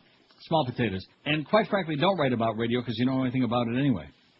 What's happening in radio has passed him by, so far gone. He just doesn't understand it. He don't even get this show, and that's good. Bye, Tom. Here's a fax from Frank in St. Petersburg who says, please add David Schwimmer. Absolutely the worst actor ever, David Schwimmer. Okay. You got him? We got him. There's, what's his name? Bill Schneider. Oh, it sounds like Schwimmer. Distance, Bill, but really, I mean, the president, at the end of the day, won the election. Part of the job is you get to name who you want. There she goes. There's Mrs. Limbaugh. Uh-huh. Used to be liberal Mrs. Limbaugh, Darren Limbaugh Kagan. You bitch. How do you like that?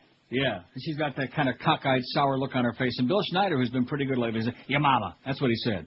The whispers began as soon as Renee Zellweger cited fraud as the reason she wanted her brief marriage to country star Kenny Chesney annulled. Was Chesney gay? This story says, this is in the Boston Herald. Was Chesney gay?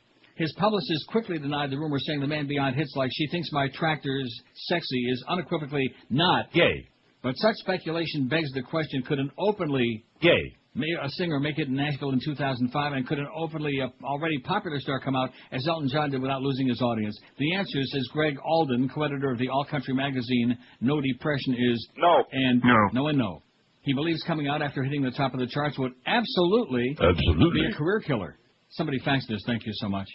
One of the formal constructs in country music is authenticity, Alden said, and when you break that illusion, you've destroyed your career. Mike Brophy, not the hockey guy, but program director of local country music station WKLB, is more optimistic about musicians coming out and staying popular, but he says the caveat in there is that I think it might be geographically specific. I think in terms of where we are in the Northeast, absolutely, is what he says. Absolutely. But he believes the quality music wins out over politically touchy issues. The bottom line is a good song is a good song is a good song, Brophy said. And if someone has a great song out there, we're going to play it. It's going to be widely accepted. But that's in Boston, keep in mind. All those pinko liberal fags up there. Right. I think for someone who's established and has a lot of great music behind them, it's probably an easier road. But if they're brand new and they have to be familiarized with the audience, then maybe it's going to be a more difficult road. But in this day and age, I'd love to believe that it's not an issue at all. Right.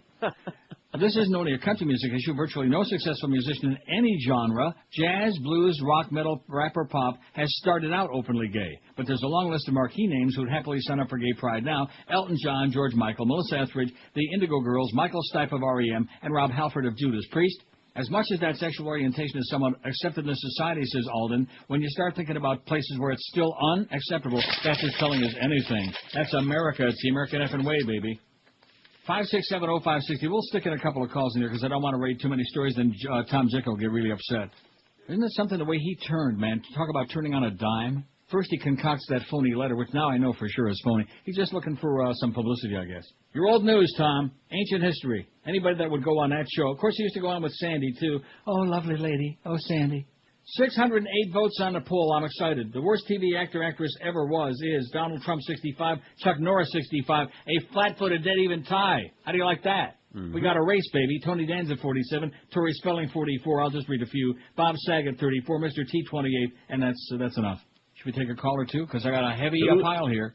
WQAM, hello. Oh, Neil? Yes, sir. In the Sun Sentinel today, they had a great story on mice with spinal cord injuries walk because of stem cell injection. This stuff really works. The Republicans said it wouldn't work. Yeah. No, and baby killer? Yeah, but the thing is, it does work, and eventually, in 10 years, people will be able to walk, but they don't care. One more thing. On The Daily Show last week, they did a whole thing on evolution. They had Christians on tape saying dinosaurs were walking with Adam and Eve. They did a great show. They destroyed the story of Adam and Eve. It was just great. Okay, thanks. Thanks a lot. Bye. Adam and Eve. I thought that was Adam and Steve. God created Adam and Eve, not Adam and Steve. You know something? The religious people are 100,000 times crazier than I ever said on this show. Yeah. That's what we need. In fact, every day, that's all I need to do here and say is religion is bullcrap, man invented God, and stop with the baloney, okay? There's no life after death. There's no God sitting up there with all these horrendous game plans. There's no Jesus on the cross. It's all a bunch of, somebody once told me, a very wise man many years ago, Bubba Mices. Fairy tales. Fairy tales. You fairy. That's it, fairy tales.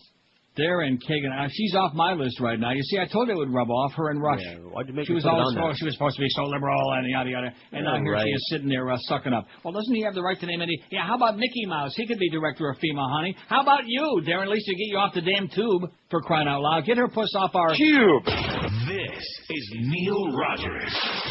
This is 560 QAM. Hit more. Harder. I beg your pardon? Hit it harder. Oh, my God, your breasts are beautiful. Well, congratulations. Get a life. Moving on up. Gas is so high. The cars have gone right up to the sky. Moving on up. Gas is so high. And there ain't no relief in sight. Before I go to the station, I gotta ride me a bank. Takes a lot of dead presidents just to fill up with that tank. Take a look at the gas gauge. The needle points into E. We're gonna fill up. Don't you worry, baby. But now we can't afford to eat. Well, it's moving on up. Price is so high. There's too much demand and no supply. Moving on up.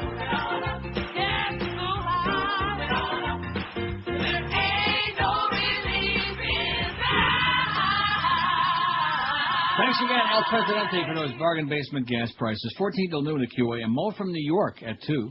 Can't wait to miss that. 619 votes on there. If we get to 650 by the top of the hour, I think we got a shot. Don't you think that's the dividing line, the barometer, the gauge? Okay. 623, like I said.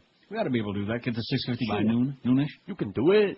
Ryan Perry, a U.S. correspondent in New York for the UK Mirror, writes, up in flames, tons of British aid donated to help Hurricane Katrina victims to be burned by Americans. Hundreds of tons of British food aid shipped to America for starving Hurricane Katrina survivors is to be burned because U.S. red tape is stopping it from reaching hungry evacuees. Instead, tons of the badly needed NATO ration packs, the same as those eaten by British troops in Iraq, have been condemned as unfit for human consumption. Or maybe they have some of that spotted in it, you think? Maybe. And unless the bureaucratic mess is cleared up soon, it could be sent for incineration. One British aid worker last night called the move sickening senselessness and said furious colleagues were spitting blood. Well, maybe that's why they don't want the food. Nasty. The food, which cost British taxpayers millions, is sitting inside of a huge warehouse idle after the FDA recalled it when it already had been left to be distributed. Scores of lorries. What is that? What are lorries? That's some British crap. Trucks. Headed back to a warehouse in Little Rock, Arkansas to dump it at an FDA incineration plant, eh? The Ministry of Defense in London said last night that 400,000 operational ration packs have been shipped to the U.S., but officials blame the U.S. Department of Agriculture, which impounded the shipment under regulations relating to the import and export of meat. The aid worker, who would not be named, said this is the most appalling act of sickening senselessness while people starve. The FDA has recalled aid from Britain because it's been condemned as unfit for human consumption, despite the fact that these are NATO-approved rations of exactly the same type that the British soldiers are eating in Iraq. Under NATO, American soldiers are also entitled to eat such rations, yet the starving of the American South will see them go up in smoke because of FDA red tape madness. The worker added, and I'll have to edit this, there will be a cloud of smoke above Little Rock soon of burned food, of anger and of shame that the world's richest nation couldn't organize a pee-up in a brewery and lets Americans starve while they arrogantly observe petty regulations. Doesn't say pee, but we don't want to get joiced. Right. Everyone is revolted by the chaotic shambles the U.S. is making of this crisis. Guys from UNICEF are walking around spitting blood. A lot of people spitting blood everywhere. This is utter madness, he said. People have worked their socks off to get food into the region. It's perfectly good NATO-approved food, the type British servicemen have, yet the FDA are saying that because there's a meat content, it's come from Britain, it must be destroyed. If they're trying to argue that there's a BSE reason, then it's ludicrously out of date. There's more BSE in the States than there ever was in Britain, and UK meat's been safe for years. That's mad, cow. The Ministry of Defense said, we understand there was a glitch and these packs have been impounded by the U.S. Department of Agriculture under regulations relating to the import and export of meat, that British meat, fat. The situation is changing all the time, and at our last meeting on Friday, we were told progress was being made in relation to the release of these packs. He said, the Americans certainly haven't indicated to us there are any more problems, and they haven't asked us to take them back. They're just in limbo. They're doing the old Rush Limbo rock. Food from Spain and Italy is also being held because it fails to meet U.S. standards. It's been judged unfit for human consumption. You know, I can't understand how those damn Europeans are still alive. Can you? It's amazing. It's a miracle. Every time I go over there, I see all these living, healthy people. They aren't nearly as fat as most of us Americans, eh? And Canadians. And Israeli relief agencies are furious that thousands of gallons of pear juice are to be destroyed because it's been judged unfit. Pear juice. Mad cow disease, mad pear disease. Boy, oh boy, mad pear disease. The FDA said you got to watch out for every pear. We did inspect some meals ready to eat on September 13th. They said they're the only MREs we looked at. There were 70 huge pallets of vegetarian MREs. They were from a foreign nation. We inspected them and released them for distribution because they didn't have any meat in them. But that European meat, oh, God, don't touch it. It's uncircumspect. And in line with that, the federal government is diverting hundreds of truckloads of bagged ice cubes from the Gulf Coast hurricane relief effort to cold storage in Portland, Maine, and other cities. They can use them there. FEMA says it has more ice than it can use in the hurricane zone and wants to keep it in storage for use in a future emergency. Maine ought to be really good. But critics, including some truck drivers who've been paid $800 a day while hauling the same loads for a week or more, say the process seems like a waste of taxpayers' money. The $9,000 they're paying to me to move this load should have gone to some family down there, said Lauren Reeves, who hauled his load of ice from New York State to Alabama before being sent to Maine.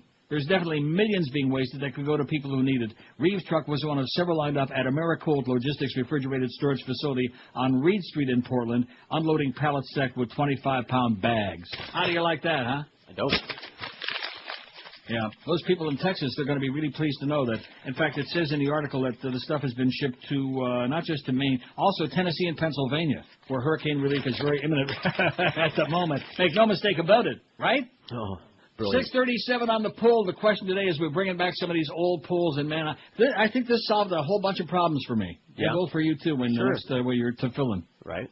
Go back to that history there, and as a matter of fact, I can tell you the first poll we ever took, at least according to the first one that's on this list, when Neil goes on another one of his frequent vacations, what do you want to hear? We asked. That's back, I guess, when we were still playing those best of tapes that Greg liked so much better than you. Right. That nobody wanted to hear and that I hated like poison because they were like chopped up in a bunch of crap. And all dated, you know. Alien and the Pope. Let's talk about Alien and the Pope. He would have liked anything better than me. Well, of course. Has Wayne done it again? What do you think about the Macarena? And, of course, it's undergone 75 name changes since that poll. But that's just to give you an idea. Who has hassled you more in your life? And hassled is spelled with a T. How do you like that? Okay. Hassled? Who gets more ass? Now, when you click on that, it was only that was one of those quickie polls that we do before the show, you know? One of those preliminary foreplay. And it was the Gators or the Seminoles, and it was tied 31 apiece. I guess we should have put the Hurricanes in there, too, don't you think? Because ass is their middle name. Especially after that game against Clemson. Oh, my God. Triple overtime. And they should have lost that game. That kid was so wide open, you could have, driven a Mack truck through there. Am I right, Josh? Yes, you are. They should have lost that game by all accounts. Once again, they got off the hook for old time's sake. Because it would have been too embarrassing and too debilitating for the people of South Florida for the Hurricanes to start out with a 2 record. That would have been really bad, embarrassing. Aren't we cursed down here? They'd have been calling up the Mad Dog saying, Jim, aren't we cursed down here? We got that downtown Ronnie Brown, who looks like a flash in the old frying pan. And they got Gus, whatever his name is, Zernial. Farrat, we don't like a lot. Pretty embarrassing. But after that one half of a ball, man, they were pretty worked up to a frenzy, weren't they? Let's start with the Panthers. Come on, they're going to be good. I'm telling you. I'm smelling you right now. Where's my Panther tickets, by the way? Because Josh wants some. Boy, I'll tell you, you really are getting pretty brazen in your old age. Oh, yeah? I just mentioned the Panther tickets yesterday, and here's a guy who's not really a hockey fan. Name me 3 players on the Panthers. Roberto Luongo. Right. Oli Jokinen. Right. You can do it. That's 2. I think you might. I think that's all I know. But you see, that's a good point, because now if you can go to the games, you could become a fan. I feel like I know the name of the rookie. I just can't think of it. The rookie? Or you mean like the Jay Bullmister, the second... Oh, I know that. I know a Bullmister. How about Horton? There you go. That's what I was. Huh? I knew that. And what about Gary Roberts and Joe Newendike, former Make-Believes? Okay. Huh? What about those guys? Chris Gratton, huh? What about that frog that they got? What the hell's his name? Martin Jelena. Nothing could be finer than to get out of Carolina. That's what he said. He's been around. Now, they got a good team this year. I'm telling you, you'll enjoy going to some of those games. And I'm sure George can he'll arrange a meeting with the heads of the 5 families. Right. 5670560, pound 560. How's that poll coming? Are we going to make our 1,000 today? That's our goal. We don't care about anything else. Nothing else counts. We don't give a crap about Tom Jicha, Mr. Ego, Burton Jacks, peppercorn sauce on your Parmesan cheese. We don't care about any of that swill, okay? All these wannabes, man. The whole thing in this market is there's so many wannabes, so many little leaguers, and they're in the right town for that. That's why this show is like heads and shoulders and boulders above. Because we probably could have made it big, like even in like Lakeland. Ooh, you think? Well, we're in Key West back when the tower was on the ground. I was thinking about that yesterday when the big blow was coming from Rita, and I was thinking, boy, if they could just knock the tower of that station again, maybe they'll simulcast us again. People wouldn't believe that. Josh probably doesn't know that story, but when we were on IOD, to show you the great job of networking my show has been done over the years, they simulcast us, I don't remember how long it was, for about 2 weeks, on a station in Key West that had the tower knocked down. The tower was laying in a horizontal prone position on the ground. In the water. It was laying in the water on the ground. That's the way to get you out there. Yeah, so we made a tremendous impact in Key West. Even Rita there couldn't come close to this show. 649, which means we're going over 650 by noon, so we got a shot. The worst TV actor, actress ever was or is, and there's just too many to run down them all, although it would take us till 1. Chuck Norris, 70. Donald Trump, 68. We've got a real battle going on between the two. What is the thing with Chuck Norris? I don't, he is awful, but... Yeah, but not nowhere near as bad as it looks on this Donald poll. Trump? Donald Trump. Tony Danza, 48. Tony Danza, there you go. He's nauseating. In fact, I think that throwing up Gotti and Tony Danza are like right in the... And what about her? What about her? Victoria, is that her name? Victoria Gotti? I guess she qualifies. Well, why the hell isn't she on the poll for crying out loud? She's Get her an ass on there, man. She makes me nauseous. Oh, there are a lot of people who make you nauseous. Yeah, that's true. A lot of them make me just want to caca. I just threw the log away. Am I doing a spot here or not? I don't know. Armstrong. Josh. Armstrong. Oh, okay. George Armstrong, number 10, the old Leafs captain, the chief. Let's get hockey intensive. What do you say? It's already September 21st. Chuck Norris, 70. Donald Trump, 68. Gordon Norris doesn't have any, by the way, and Bill Posa either. Tony Danza, 48. Tori Spelling, 46. Bob Saget, 36. Saget rhymes with Mr. T, 31. Mr. T. Here they show that once in a while, the team, eh? Yeah. Roseanne, 26. Ashton Kutcher. I tell you, he used to look really good, but it's used to. You know, a lot of things. Look, if you put a steak on the table, let it sit there for 10 years. It used to look pretty good. Now, not too appetizing. And he still doesn't have a... Ashton's got 25, though. Keanu Reeves, 24. Ever seen them together? I bet you they're doing it. David Caruso, 23. Hulk Hogan, 22. Ray Romano, 18. Everybody hates Ray. Fran Drescher, 18. The Nanny. And J.J. Walker, 17. Kelly Ripa, 14. I told you she's a piece of crap. You like her, though. I'm sorry. All right. It's a good thing I'm not... it's keep a good having thing the same conversation. I said she was cute once. That's all I said. Once? Okay, well, like I said, so was Ashton Kutcher, but both of them fallen on a hard time. She's got an Audi, so she's off my list. I see. I don't think he's got one. Oh, how do you know? Here's your last chance. Listen, sit on the edge of your seat to see when he hits the button if the audio vault starts here in a minute. Here's your last chance to save thousands on a brand new Ford from Armstrong Ford of Homestead. They've always treated everybody just like family, and they want to extend an offer to you to join their family. Ford nationally has extended their Ford Family Plan offer through September 30th. About 30, man. And right now at Armstrong Ford of Homestead, you get the same great pricing that every Ford Motor Company employee and their families get. Not only do you get employee family pricing, but you also get Armstrong Ford's exclusive Tires and Batteries for Life program. And for a limited time with any new car purchase, you get a color TV for free. So what's not to like? What you could possibly be waiting for? Pick up the phone right now. Call David Rich at 305-247-5112, and he'll tell you you won't get a better deal on a Ford any place in town. And he's right. No bait and switch, no phony deals, no BS. This fantastical offer is waiting for you only at Armstrong Ford of Homestead, where they always treat you just like family. Armstrong Ford is at US 1 at Southwest 307th Street, just 20 minutes south of the 836. You won't get a better deal on a Ford any place else in town. I'll bet you Tom Jicha's life on it. Check him on the web, armstrongcars.com, and then give David a call, 305-247-5112, and ask him about the Ford Family Plan today. Drive a few miles extra, but save yourself a potload of money, thousands, at Armstrong Ford of Homestead. This is Neil Rogers. This is 560 QA. Oops. Yeah, this is it's doing great today. You know something? This is so outrageous. What's going on with us the last several days now? I mean, if this happened once, it would be one thing to say, well, you know, crap happens, could happen anywhere, even at a real radio station, which we are not. But this is so embarrassing and humiliating and degrading, and it just goes on. Remind me to rip Hank an ass when we do the crossover tomorrow about that thing at engineering. He's, so they can fix the toilet. Big deal. We can get a plumber to fix the toilet. How about fixing the equipment that's like on the air would be good? Fix it. Let's try it again. Look, it's the 12 to 1 hour. Yeah, at least for today. Coming to Al Jazeera TV this fall, Survivor, Islamic Law. Each week, 16 female contestants will try to survive harsh Islamic law as they compete in luxury reward challenges just outside the holy city of Mecca. This will be the toughest Survivor ever. See women try to steal bread from a local baker without getting their hand chopped off. One lucky contestant can win immunity if she can get behind the wheel of a car without getting bayonet in the head. And how about saying nice things about Jews in front of a Muslim cleric without getting shot on sight? So tune in to Al Jazeera TV this fall for the premiere of Survivor, Islamic Law. It's TV to die for. 1203, 677 votes, evacuating in Galveston, and Glenn Campbell's all excited about it. Are they? Hey, Glenn, what do you think? Well, no, I mean, they got they had yesterday to start working, and now all day today, all day tomorrow, all day on Friday, or at least most of the day Friday, because it's supposed to be like on Saturday, maybe 8 o'clock at night. Okay. So they got plenty of time there in Texas. No more excuses. No excuses. Now, let's see, who wrote this? Andrew Gumbel in The Independent. How come all the good stuff is in those Brit papers, huh?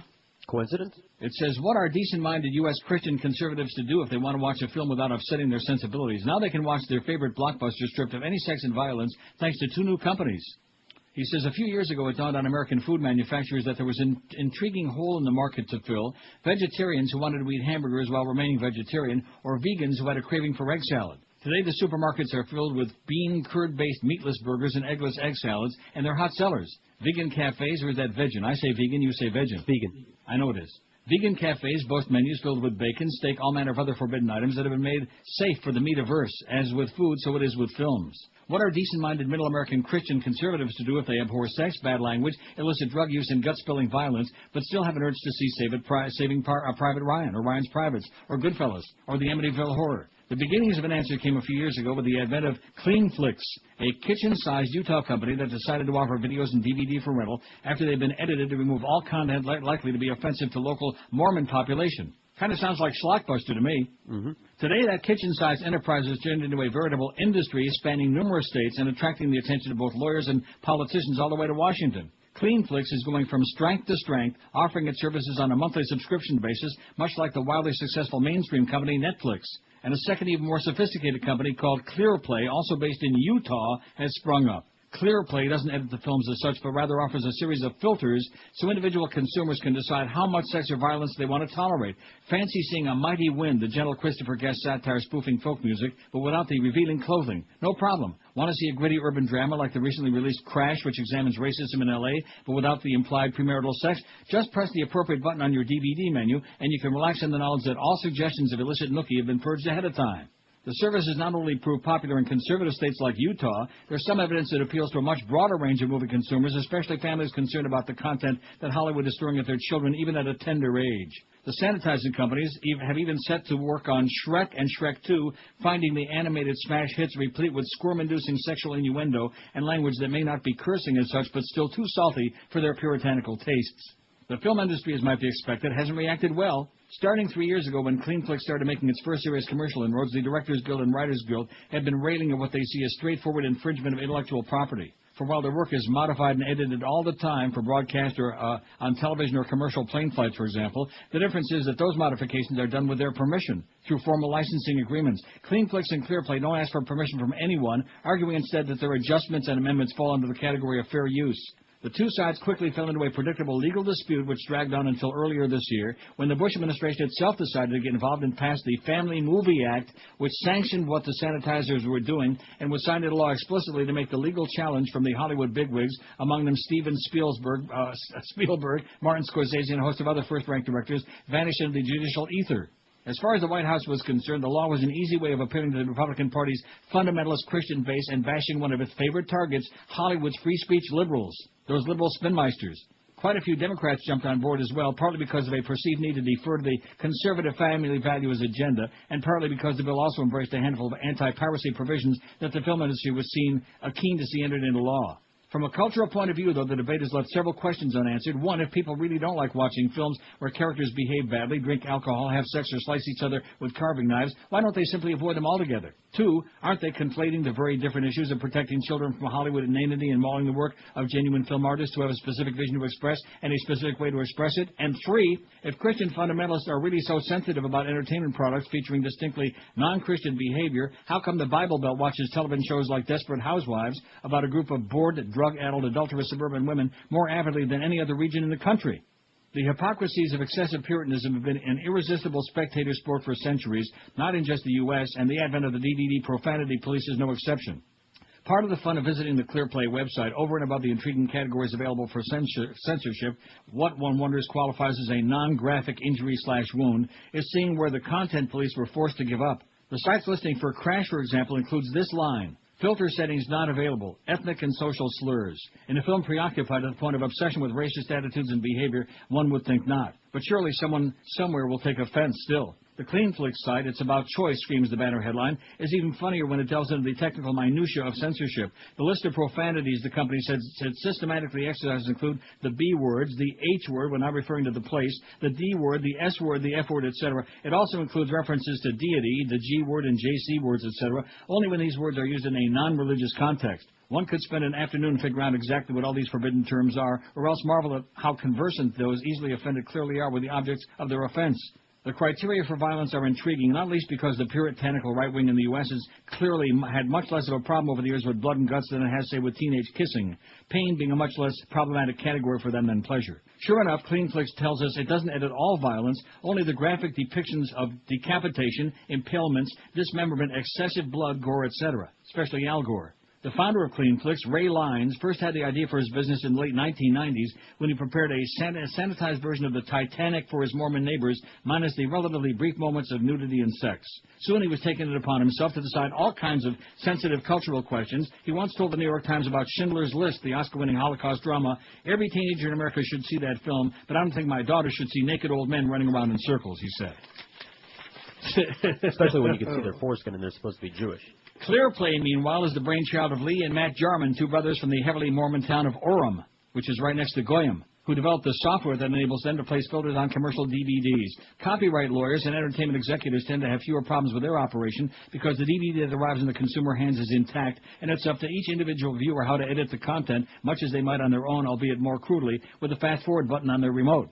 CleanFlix, on the other hand, not only modifies the films without permission, but then makes money on the basis of those modifications. Without the Family Movie Act, it seems likely the company would have fallen foul of the law and lost its legal battle with the Directors Guild. Despite the passing of the act, a federal judge who had been hearing the case indicated his displeasure at the video company's behavior by ordering them to meet their own cost, even as he threw out the case against them. The companies had been looking for complete vindication. In fact, back in 2002, CleanFlix had preemptively sued the Directors Guild precisely to seek a declaration that what it was doing was legal. But Judge Richard Match, previously known for presiding over the trial of Oklahoma City bomber Timothy McVeigh, refused to grant what they were looking for. And that's got a list of some of the movies that they've altered ever so slightly, like Troy. Brad Pitt's been summoned to kill his enemy. He raises his sword, runs towards him, and then, not much. CleanFlix cuts away to another shot. The point we'd make here is that you still see the guy die, you still see that Brad Pitt killed him, and so you don't really take away from the story of what's going on, explains company founder Ray Lines. Gosford Park. The refined world portrayed in Robert Altman's film is even more buttoned up after ClearPlay has done its work on Julian Fellowes' screenplay. When one valet describing his master says he thinks he's God Almighty, they all do, the first sentence is cut out leaving just, they all do. The result, a rather cryptic comment which makes no sense whatsoever. Braveheart. Foul language is muted rather than skipped in the stirring tale of Scottish nationalism, while close-ups of bodily contact and battle wounds are kept in. But the famous mooning scene involving Mel Gibson's bottom rectum and the English army is skipped altogether, and most of the battles eliminated. William Wallace would be turning in his grave. Saving Private Ryan. The notorious 24-minute opening scene involving D-Day death and gore on the Normandy beaches is made far more palatable, as is the generally brutal depiction of battle throughout. Despite director Steven Spielberg's insistence that these images are critical in showing the sacrifice of troops and the true nature of warfare, CleanFlix finds them way too much to take. The Matrix Revolution. For an action flick, the edited version of The Matrix Revolution doesn't contain much action. Viewers expecting foul-mouthed threats and a cutthroat fight between good and evil are more likely to be entertained by such dastardly warnings as, "The only way you're getting through this door is over my big dead muted word." And The Godfather. Oh, man. In a sanitized version of The Godfather, Sonny Corleone, played by James Caan, does not die in a hail of bullets pounding relentlessly into his car. He's just, he's sort of there one minute and gone the next. And the notoriously gory horse's head bit, 18 seconds is cut from one of the most famous scenes in recent cinema history. How do you like that? Thank God that all those great goyim can be kept safe from all this filth and this. Oh, look what we got. He says we've got to be ready for the worst, and I'm looking at him and thinking we already got it. It rests on three commitments. First, we're going to help meet the immediate needs of those whose lives were turned upside down. Upside down when you stole them elections. Over. This now let's see if the Neil spots work. Rogers. Everybody on the edge of their seats. Is 560 Hold on. AM. Presidents. Woo, you ain't kidding. Goodbye, George. You gotta go. Me, oh, my, oh. You gotta go home 'cause you f***ed up bad on the bio. But you sure flew quick when it came to sick Terry Shiloh. Son of a bush is a foot in your tush. Now say goodbye, yo. Ta-ta, Georgie. While people drowned, you played a round of relaxing golf. Well, he was on vacation. Priorities are not your cup of tea. That's evident. Oops. And no one cared to even prepare for the worst scenario. You were the one busy having fun, and that's a no-no. You'll investigate at a later date. That's real bullshit. So, stinky situation. The ones that up should get locked up so it don't continue. But no one will get flamed like with Agent Flame. No heads will roll. Of course. And as for this, there'll be a slap on the wrist and no charges filed. What a surprise. 'Cause you're a liar. No one gets fired with each new meso. Nobody. A new death toll, a slip in the polls, that's no problemo. He'll fix it. Your spin machine will deal with New Orleans, 'cause that's their job-o. As per usual. Son of a bush is a foot in your tush. You're an asshole. We just don't understand. You got blood on your hands, but want no blame. Oh, I'm a problem solver. You made it obvious, at least to most of us, you have no shame. Oh, shame, what's that? And what's with that smirk, you stupid jerk, when people have died? Oh, son of a beach, you should be impeached, and we mean pronto. Now do us all a favor and get the out. You hear? Jackass. Louisiana. Helped an African-American couple displaced by the storm track down their daughter in Maryland. Oh, there you go. Let's hear some of these really great human interest stories. Some of these heartwarming, bunch of BS. Enough to make you gag right in the middle of lunch hour. We apologize for that. 719 votes on the poll. Not too bad, huh? Not bad. We're creeping and crawling our way to 1,000 today. We will get there by 2 o'clock. Otherwise, we may have to delay the Mo from New York show. Not. 716 we got. The worst TV actor or actress of all time is Donald Trump, 77. George is happy about that. Chuck Norris, 73. Tony Danza, 55. Tori Spelling, 49. How you spelling that? Bob Saget, 38. And Mr. T be having 33. He's right on top of Keanu Reeves. And Keanu seems to be enjoying it. I think we ought to take a couple of calls, because once I get started reading all of this stuff, you know me, I got so much good stuff. Yeah, here, take one now, quick. There aren't any. Well, that's because I'm reading all these long, ponderous things, and like Tommy says, man, this is a guy who's too shallow to articulate his own ideas in the positions. I mean, that Maureen Dowd, she ain't no Neil Rogers. Although I do have her column from today right here. Message, I can't. WQAM, hello. Yeah, can I speak to George? No. I'm sorry, who? Can I speak to George? Grow up, Pally, okay? Can I speak to George? That sounded like one of your people. 567. I'm just testing the waters now to see if there's anybody out there with something to say. Now that we've got their tongue twisted with this new poll deal. We might do this all for like the next 3 years plus. Polls that we've been doing before. And then, of course, we already got the pre-made list. Now, they're all, always entitled to add to it. There must be 50,000 bad actors and actresses out there that you haven't named yet. But we just make it a hell of a lot tougher for you. Oh, I got one for the poll. How about something like, how about having something to say? Yeah, right. When was the last year that happened? WQAM, hello. Dear God, George Jesus. Yes. And then I was playing that Mo game, and I got 362 miles an hour. Excellent. Congratulations. Good life, like Jennifer would say. WQAM, hello. I done better than that. Hey, how you doing? Pretty Listen, good. I know you guys are usually on top of everything, but what did we I haven't heard you talk about the federal government suspension of the Davis-Bacon wage requirements for all federal projects out there in Louisiana and hurricane-affected areas. Yeah. And you guys haven't seen, George Bush, hey, want to help all the people out there in Louisiana with economic assistance and all that, but we don't want to pay them the wage required. That is correct. By the act. I mentioned that in passing a few days ago. That's nothing brand new. Get with it, Pally. Why are we supposed to be surprised about that, okay? Just like the way he's treating the military and the veterans. I mean, is there any surprise about any of these things? No. Those aren't rich people, don't you understand? They're not his base. That's not his constituency. Even though the military does generally tend to vote Republican because they don't know any better. Because that's the macho thing. It's kind of like your people, the same thing. It's macho. We don't want to vote for those pansy, sissified Democrats. which, quite frankly, sissified these days, I think is the word. Anyway, Maureen Dowd writes, message I can't.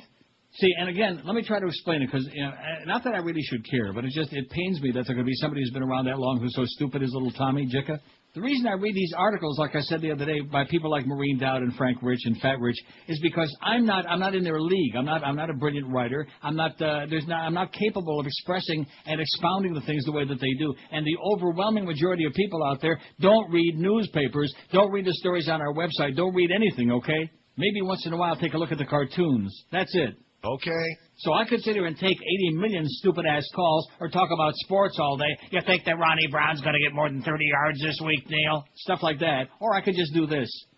And quite frankly, do we have a problem so far in the show? No. I mean, we have some problems on this radio station with some numbers, but that's another story. They're not between 10 and 2, and that's all I can do. Anyway, see, why that fax that you sent me before, I think that was just, sent to get me going. It did. That's right. Why should I pay attention to that crap? Hey, Tom, go on every show in town and rip me an ass, but be sure and, spell the name right on the air. Maureen Dowd says the president won't be happy until he dons a yellow slicker and actually takes the place of Anderson Cooper, violently blown about by Rita as he talks into a camera lens lashed with water, hanging onto a mailbox as he's hit by a flying pig in a squall, sucked up by a water spout in the eye of the storm over the dry Tortugas. Then maybe he'll go back to the White House and do his job instead of running down to the Gulf Coast for silly disaster ops every other day. There's nothing more pathetic than watching someone who's out of touch feign being in touch. On his filth-sodden pilgrimage of penitence to the devastation he took so long to comprehend, W desperately tried to show concern. He said he had spent some quality time at a Chevron plant in Pascagoula and nattered about trash removal, infrastructure assessment teams, and the can-do spirit. We look forward to hearing your vision so we can more better do our job, he said at a briefing in Gulfport, Mississippi, urging local officials to think bold while they still need to think mold. Mr. Bush should stop posing in shirt sleeves and back to the Oval Office. He has more hacks and cronies he's trying to put into important jobs, and he needs to ride herd on that. The announcement that a veterinarian, Norris Alderson, who has no experience on women's health issues, would head the FDA's Office of Women's Health, ran into so much flack from appalled women that the FDA may have already reneged on it. No morning after pill, thanks to the antediluvian administration, but there may be hope for a morning after horse pill. A veterinarian on women's health. Mr. Bush made a frowny over brownie, but didn't learn much. He's once more trying to appoint a nothing burger to a position of real consequence in Homeland Security. The choice of Julie Myers, a 36-year-old lawyer with virtually no immigration, customs, or law enforcement experience, to head the roiling Immigration and Customs Enforcement Agency with $4 billion budget and 22,000 staffers has caused some alarm, according to the Washington Post. Ms. Myers' main credentials seem to be that she worked briefly for some semi-disgraced Homeland Security Director, Michael Chertoff, when he was at the Justice Department. She just married Mr. Chertoff's Chief of Staff, John Wood, and she's a niece of General Richard Myers, Chairman of the Joint Chiefs of Staff. As a former associate for Kenny Starr, the young woman does have impeachment experience in case the forensic war on terrorism requires the analysis of stains on dresses. Julie makes Brownie look like Giuliani. I'll sleep better tonight knowing that when she gets back from her honeymoon, Julie will be patrolling the frontier. As if the veterinarian and the niece weren't bad enough, there was also the accused. David Safavian, the White House procurement official involved in Katrina relief efforts, was arrested Monday, accused of the FBI of lying and obstructing criminal investigation into the seamy case of Casino Jack Abramoff. The Republican operative has broken new ground in giving lobbying a bad name. Democrats say the fact that Mr. Safavian's wife is a top lawyer for the Republican congressman who's leading the whitewash of the White House blundering on Katrina does not give them confidence. Just as he has stonewalled other inquiries, Mr. Bush is trying to paper over his Katrina mistakes by appointing his Homeland Security advisor, Francis Townsend, to investigate how the feds fumbled a response. Mr. Bush's Who's Your Daddy bravura, blowing off the work on global warming and the allies on the Iraq invasion has been slapped back by Mother Nature, which refuses to be fooled by spin. When Donald Rumsfeld came out yesterday to castigate the gloom and doomers and talk about the inroads that American forces have made against terrorists in Afghanistan and Iraq, he couldn't so easily recast reality. In Afghanistan, the U.S.'s hand-picked puppet president is still battling warlords, and he revivified Taliban, and the export of poppies for the heroin trade is once more thriving. Iraq is worse, with more than 1,900 American troops killed. 5 more died yesterday, as well as 4 security men connected to the U.S. Embassy office in Mosul, all to fashion a theocratic-leaning regime aligned with Iran. In Basra, 2 journalists who've done work for the Times have been killed in the last 2 months. The more the president echoes his dad's message, I care, the more the world hears, message, I can't. Nice going, Maureen. I mean, she ain't no Neil Rogers, but, what can I tell you? Who is? Exactly.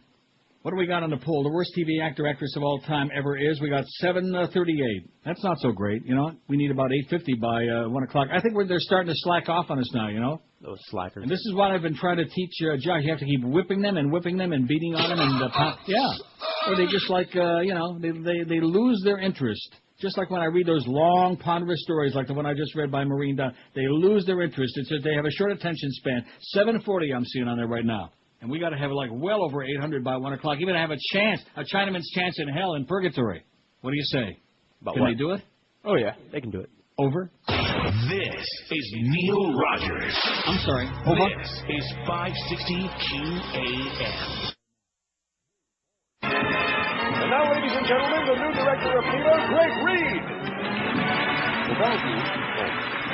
I can't tell you how happy I am to be your new director of FEMA. Now look, if you send your hard-earned dollars to me, I can assure you that every last penny will go towards the relief effort. It'll be such a relief to me to find a new tailored suit to match my oxblood shoes. Gee, it's hard to believe I'm director of FEMA, isn't it? Well, I think it had something to do with my $50,000 contribution to the RNC. Well, I'll never forget the day I delivered the check to Ken Melman. Mr. Melman. Well, Mr. Reed, come in. I'm here to deliver this check to you. Ooh, what an adorable suit. Why, thank you. Yeah, I didn't know Searsucker was back in style. Well, I slept on the plane. Mind if I stand up? No, not at all. You're not wearing any pants. Yeah, just doing my part for Homeland Security. Now turn around. Now, wait a minute. Cut that out. Shoot, what a grouch. Now, look it. I'm not that way. But I have someone here who... Well, just a second. Oh, Mo. Yeah, what do you want, Greg? Yo, it's you. What, that guy again? Everywhere I go.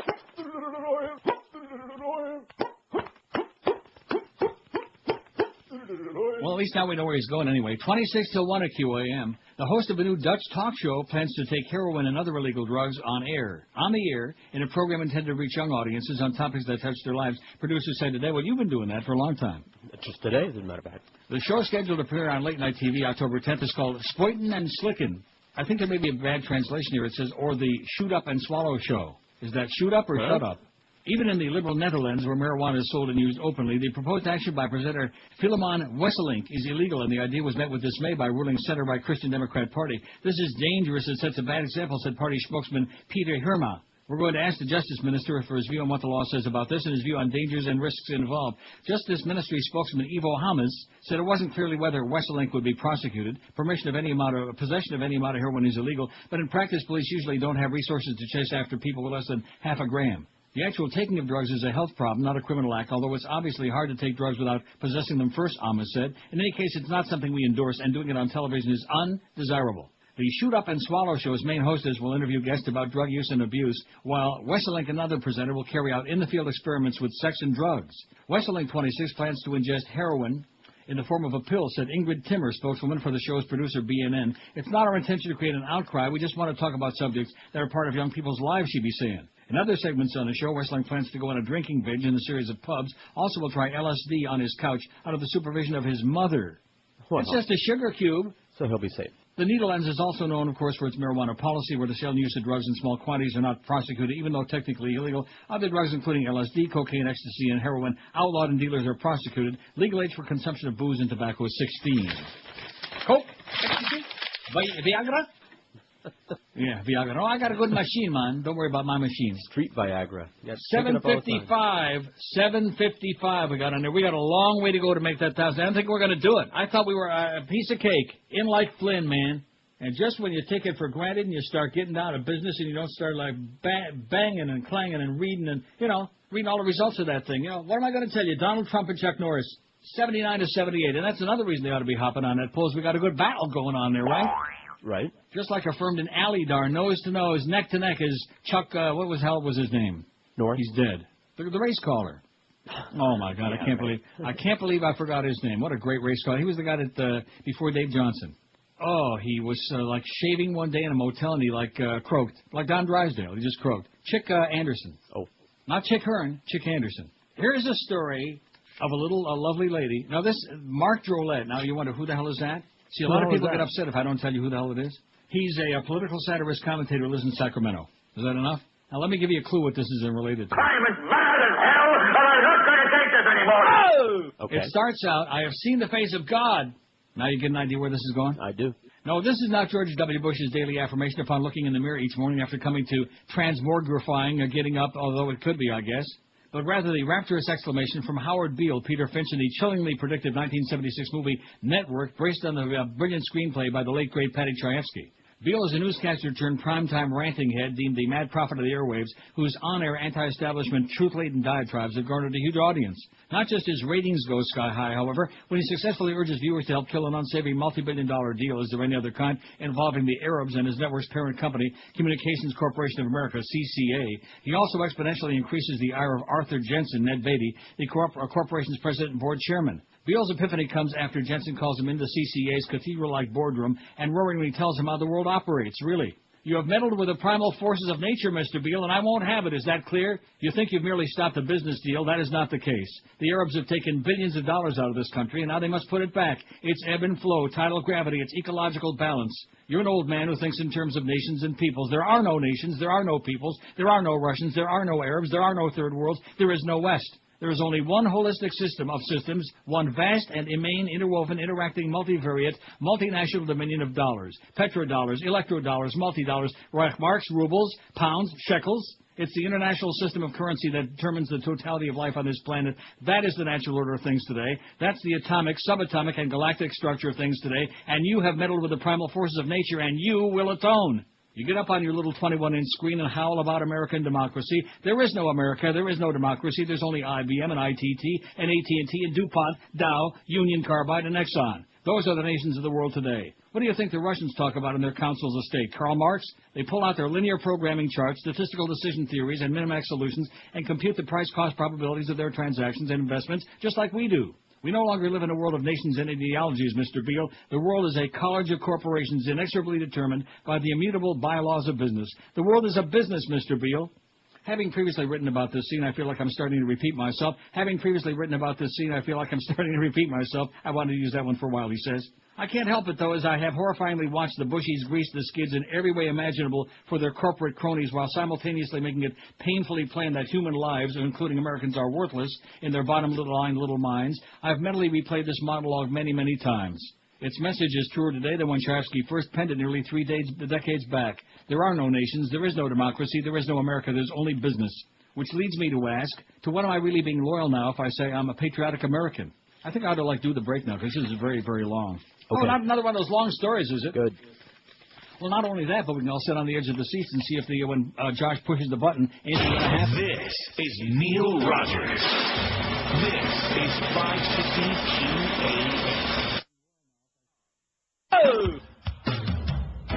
Real American A-holes. Real American A-holes. We salute you, Mr. Director of the Federal Emergency Management Agency. Mr. Director of the Federal Emergency Management Agency. If we learned one thing in the wake of Hurricane Katrina, it's not to count on FEMA Director Michael Brown. What can Brown do for you now? Apparently nothing. And that's what's left of the Gulf Coast. Nothing. Lost your favorite Gulf Coast. $52 billion has been allocated by the U.S. government. But you've created so much red tape, the victims won't receive it till Mardi Gras. Show Michael Brown your Hooters. When all is said and done, you will lose your job faster than you can say E. coli. Ow! And if there's any justice in this world, you'll be calling the Houston Astrodome home, too. 300 cop now. So we salute you, Mr. Director of the Federal Emergency Management Agency, your clipboard, your stupid navy blue FEMA shirt, and your comb-over. You are a real American a-hole. Absolutely. Don't forget Mo from New York at 2. 777 votes on the poll. We got a hell of a long way to go to get to 1,000. 777. I mean, I like the sound of that. You know, it's like right in there with 666. 777. And next comes 888. But I don't think it's going to be all that great. We got 223 to go in like an hour and 14 minutes. You think we can do that? I don't know. Let's see. An hour and 14 minutes is what? Is 74 minutes? Okay. And what I say, 223? That's about 3 a minute. We could sure do that if we had anybody listening out there, if they weren't tired of my sitting here reading all these old boring stories. Anyway, like the one I'm reading right now by Mark Drolet, who is, what is he? Who is he again?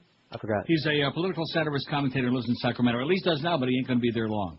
Anyway, he says, a few years ago I visited the D-Day beaches in Normandy, France. I stood on bloody Omaha and looked back at the hugging bluffs and remnants of the ubiquitous German fortifications overlooking the arena, and I wondered how anyone could have ever survived the unrelenting withering fire that poured down from them. I've always marveled at the sacrifice made by those who willingly waded into that maelstrom to, yes, help save the world. I also spent time at the American Cemetery above Omaha with its 9,387 graves marked by white marble crosses and stars of David laid out in row upon silent row, filled with bodies of soldiers, many of whom were only 18, 19, 20 years old, who died in fighting a war that many, including me, considered a noble cause.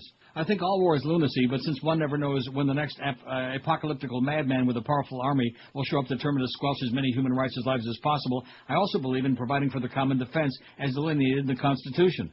Ah, yes, the Constitution, the document that when combined with its spiritual twin, the Declaration of Independence, forms a venerated tandem that embodies the soaringly beautiful ideals comprising the true essence of what our beloved America really is, or at least inspiringly strives to be, or did, that is, until W came along, twice got his self-appointed president, and like a cackling drunken adolescent, in other words, a typical Bush, peed all over the whole deal. See, there's that P word again.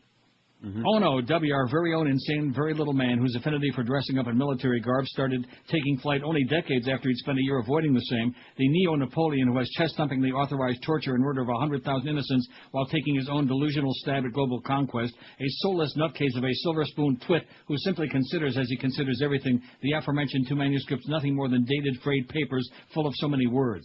And we all know how trying he finds those pesky things, what with their being stuffed to the brim with tricky letters and syllables and all. Liberties, rights, justice, equality, and most of all the rule of law, all viewed as merely gnat-like, annoying impediments by the Bushian thugs as they goose-step their way toward their sole goal, an aim that can be summed up in 3 words. Well, 4 if you count the one in parentheses, more power and profits.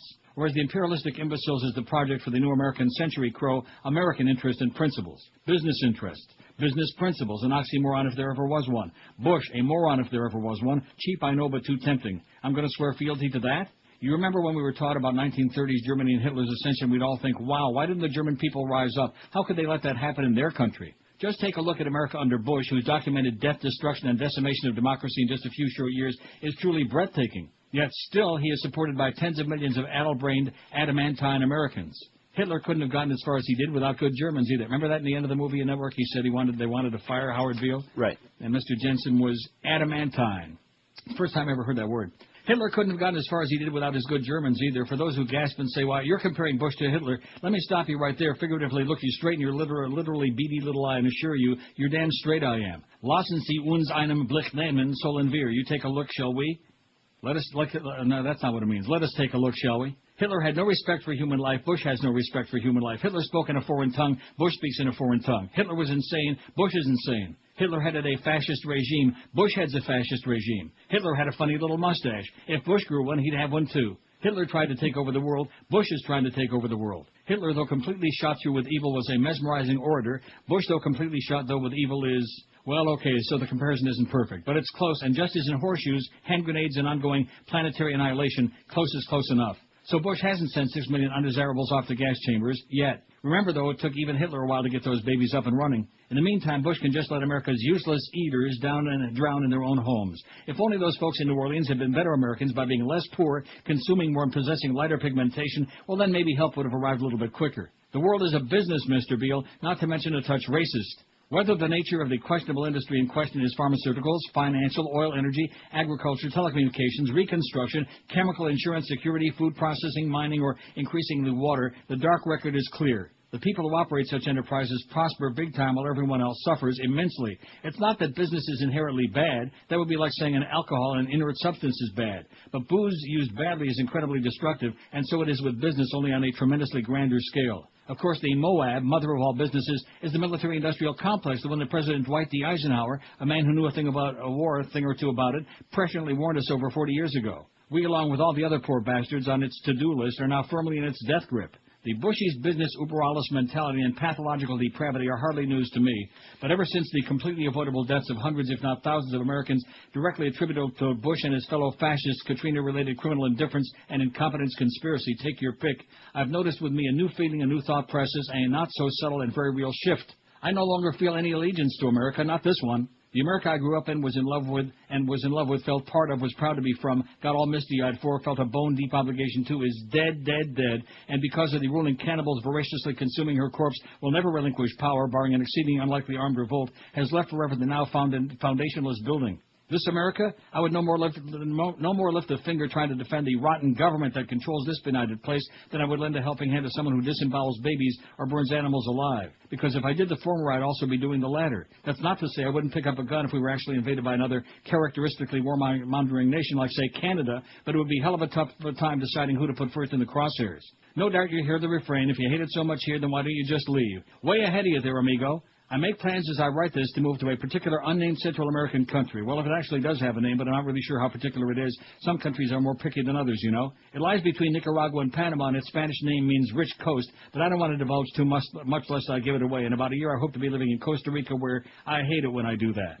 Is this throwing in the towel? Yeah. I still find myself out there in the street corner with my anti-Bush sign during our regular Saturday night demo here in Sacramento, and I keep writing away and doing other activist duties as assigned. But at the same time, I wonder how much good any of it does. My guess, not much, if any. No doubt I'll hear this refrain, too. If you just pick up your sign and go to your new home, what good does that do? This is a legitimate question, and one I'm sure every person who contemplates fleeing his or her native land for political reasons repeatedly ponders. I think it comes down to, we all got to do what we all got to do. I don't mean that to be flippant. Deciding to permanently leave the U.S. is not the easiest decision I make, although I fully appreciate being forced enough to so choose, for I've always naturally deeply loved what America has stood for and meant, but I can no longer stand what it has become. How do you like that, eh? He's going to Costa Rica. Yeah, I heard about that place. Maybe you'll pack him a taco on the way out. They have tacos there? Then I'm going. 5670560. I don't want to sit here reading till 2 o'clock because then we'll get rid up in the newspapers and they'll be ripping me an ass and then they'll spell my name right. We might get some new listeners. How are we doing on a poll? We got 800 yet. We got 802. All right. We're going to make it. 806. They're coming in big chunks now. What is with these people? They're strange, you know. Good, but strange. They're strange in a good way sometime. Not the callers. 807. The worst TV actress ever, Donald Trump, 87, Chuck Norris, 79, still up for grabs. Tony Danza's on there at 61, Tori Spelling, 53, Bob Saget, 44, and Mr. T, 37. WQAM, hello. QAM. Uncle Neil. Yes, sir. What article was that, or what's the name of the title of the article? I get my hands on it. Oh, just a second. The heading is Mark Drolet, Hate America, You Bet. This one, meaning this America, the Bush America. That's the heading. The guy's name? Mark Drolet, Drolette. Okay, thank you. Okay. Well, this guy might actually take a look at it, maybe print it out, maybe send out copies, hand them out on street corners. What I'm saying? Easy. Careful. I'm choked up about it. I think I got a little piece of bacon in my throat. Yeah. It's from all that reading, man. You're gagging on it. What's better? WQAM, hello. Yeah, black guy will catch the bus because he's black. WQAM, hello. Neil, my fans want to hear me speak. WQAM, hello. Hey, Pally. Yes, sir. Hey, how do you not have William Shatner on that poll? He is on the poll. Oh, he is? I'm sorry. What about any jock that plays on a sitcom, and also the guy that was on Stanford and Son, the son, dummy, the big dummy? Take care. Okay. Freddie Prinze? No, Sanford and Son. Oh, Sanford and Son. What was the other show Freddie Prinze was on? Chico and the Man. I always get those two confused. Well, I that's Julio stuff. Right. Well, who's the Sanford and Son? DeMond Wilson, I think, is the actor. Oh, DeMond Wilson used to be on Hollywood Squares. He was really bad. He was not only a bad actor, he was also bad. And his name was spelled very bizarrely, so I think you'll have to Google it to get it right, Josh. DeMond. I think it was like DeSmonde. Wilson. DeMond. Wasn't that it? It's DeMond. DeMond. No, it is not. Right. Is it? Get out of here. Find out. He's Googling it right now. DeMond, my ass. Yeah, it is Demond. How do you spell it? Demond. My ass? Your ass. Okay. Is grass. Well, just smoke it. 12:56 at QAM. This is Neil Rogers. This is 560 QAM. Hello, this is Arnold. This is not a tumor. It's the 1 to 2 hour. I come from Crawford, Texas, with a guitar on my knee. Oh, they died in Louisiana. I raised cash for the GOP. Oh, Katrina, don't put no blame on me, 'cause I come from my vacation for a photo opportunity. Swing your partner round and round. Now do a little swimming through New Orleans town. Swim to the left, to the right, here we go. Sling a little mud, now do-si-do. Oh, Katrina, why didn't those people flee? 'Cause it's worse in Louisiana than it is for Iraqi.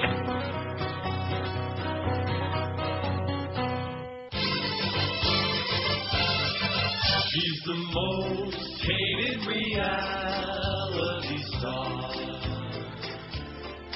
Bravo and TV Guide asked viewers to decide, and they picked her by far. Like to smash her head in with my guitar.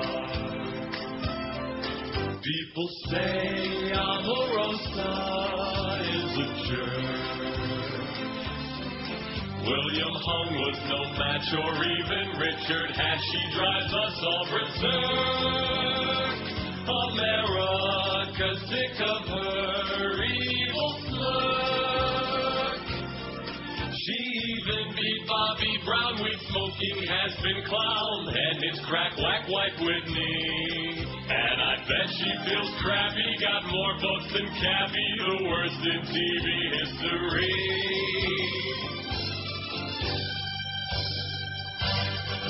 Omarosa's the one we all despise.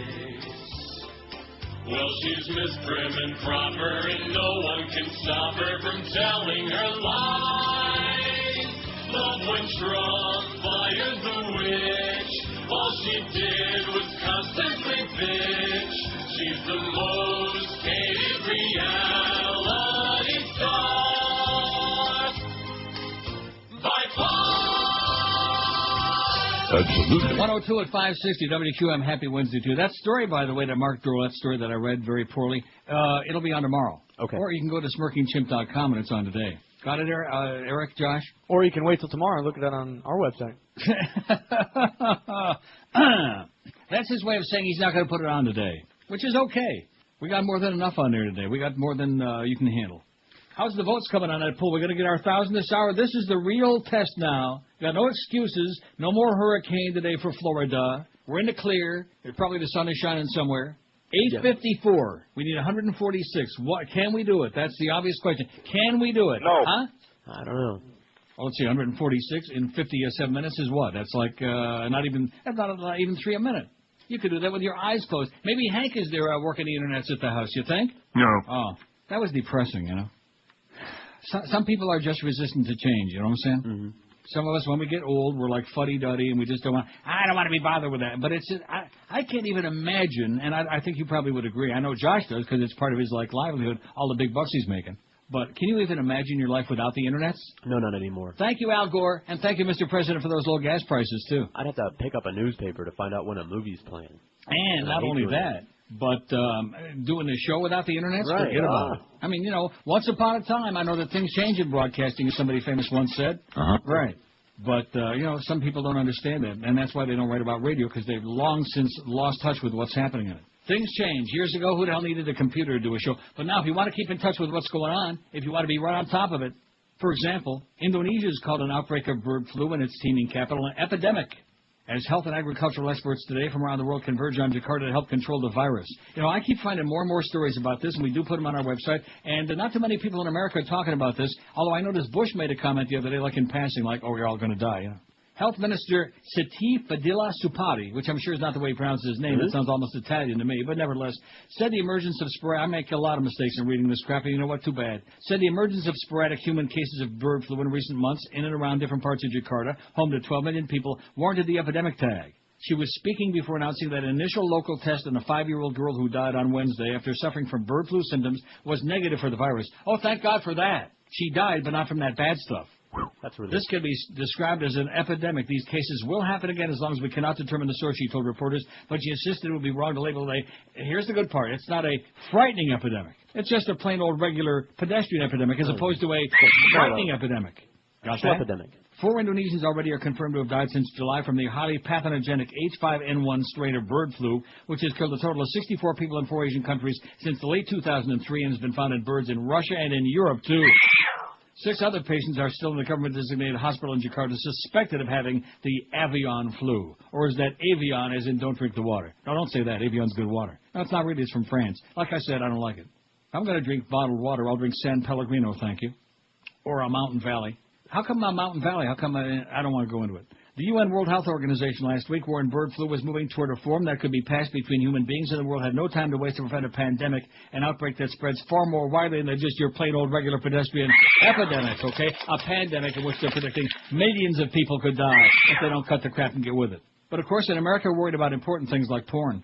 So here's that story. Recruits sought for the porn squad from the Washington Post.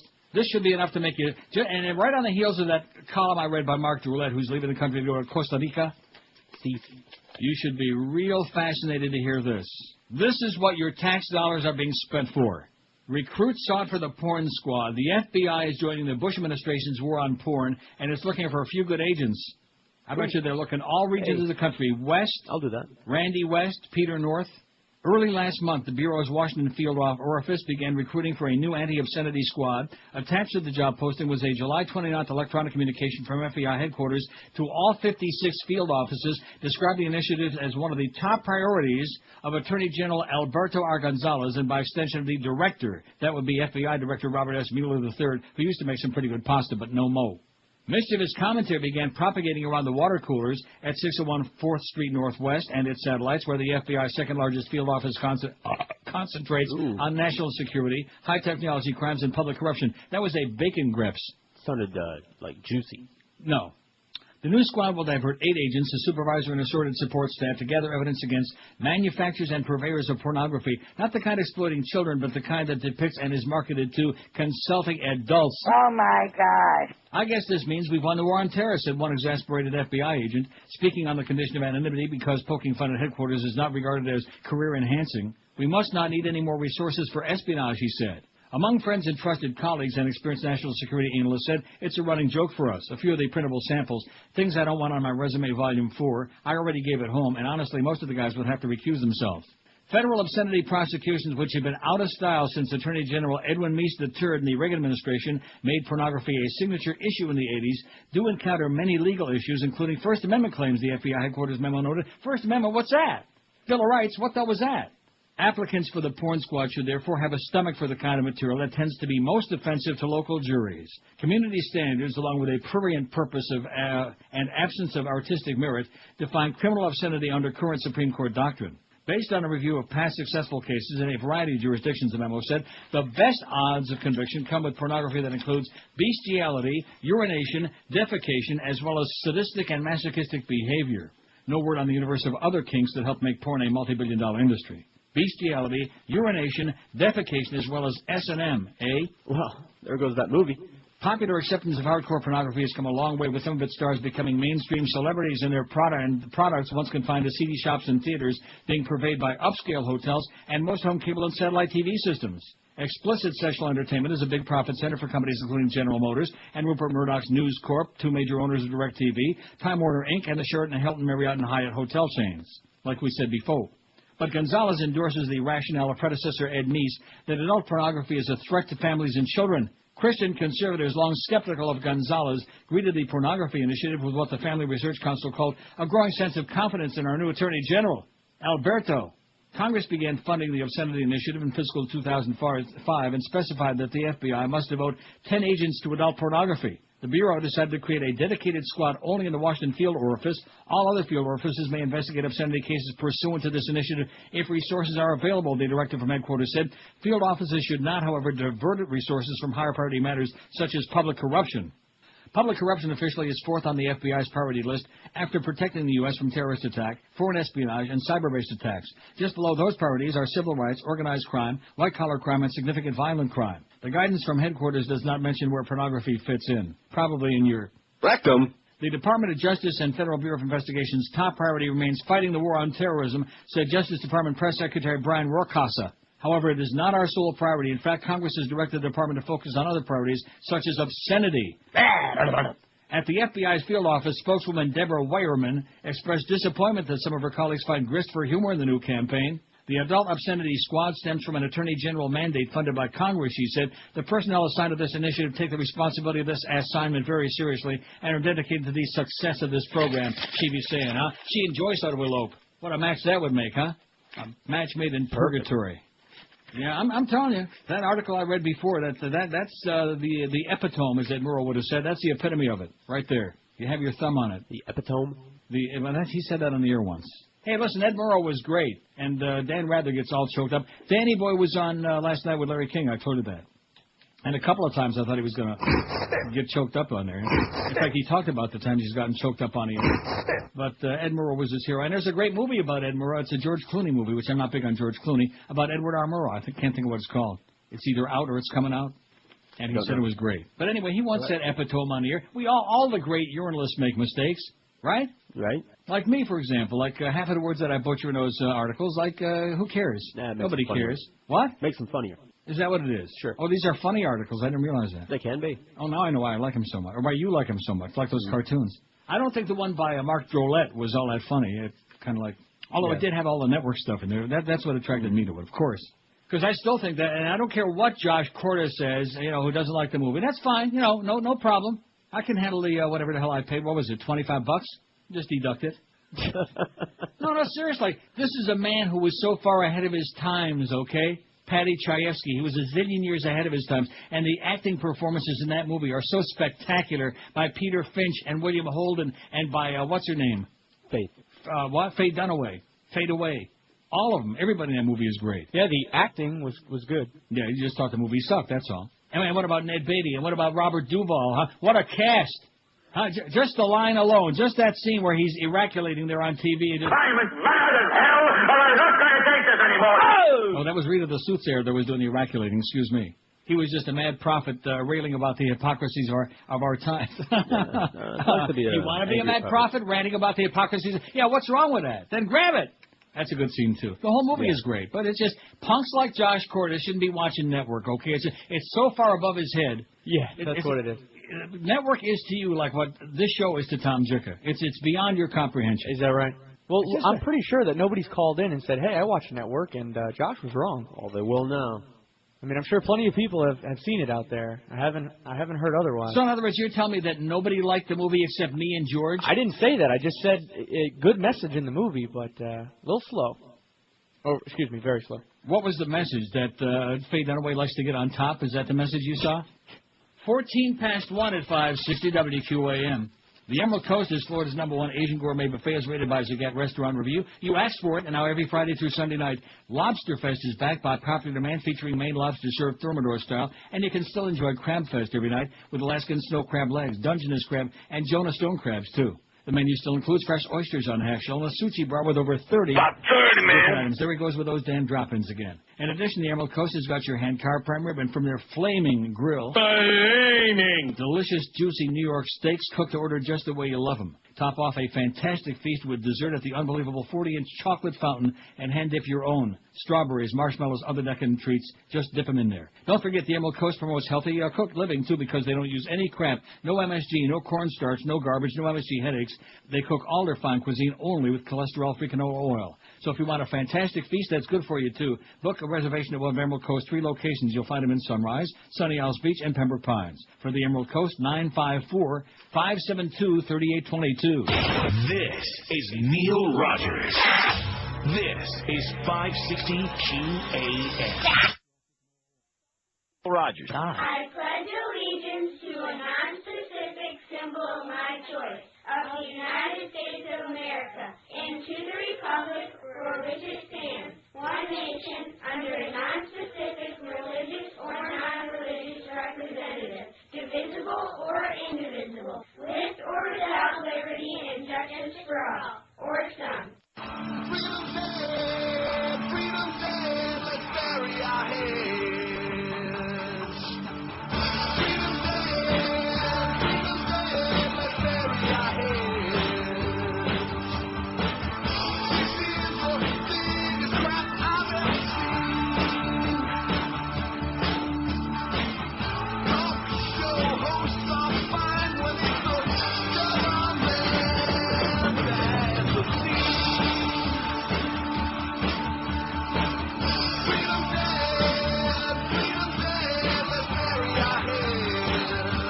Absolutely.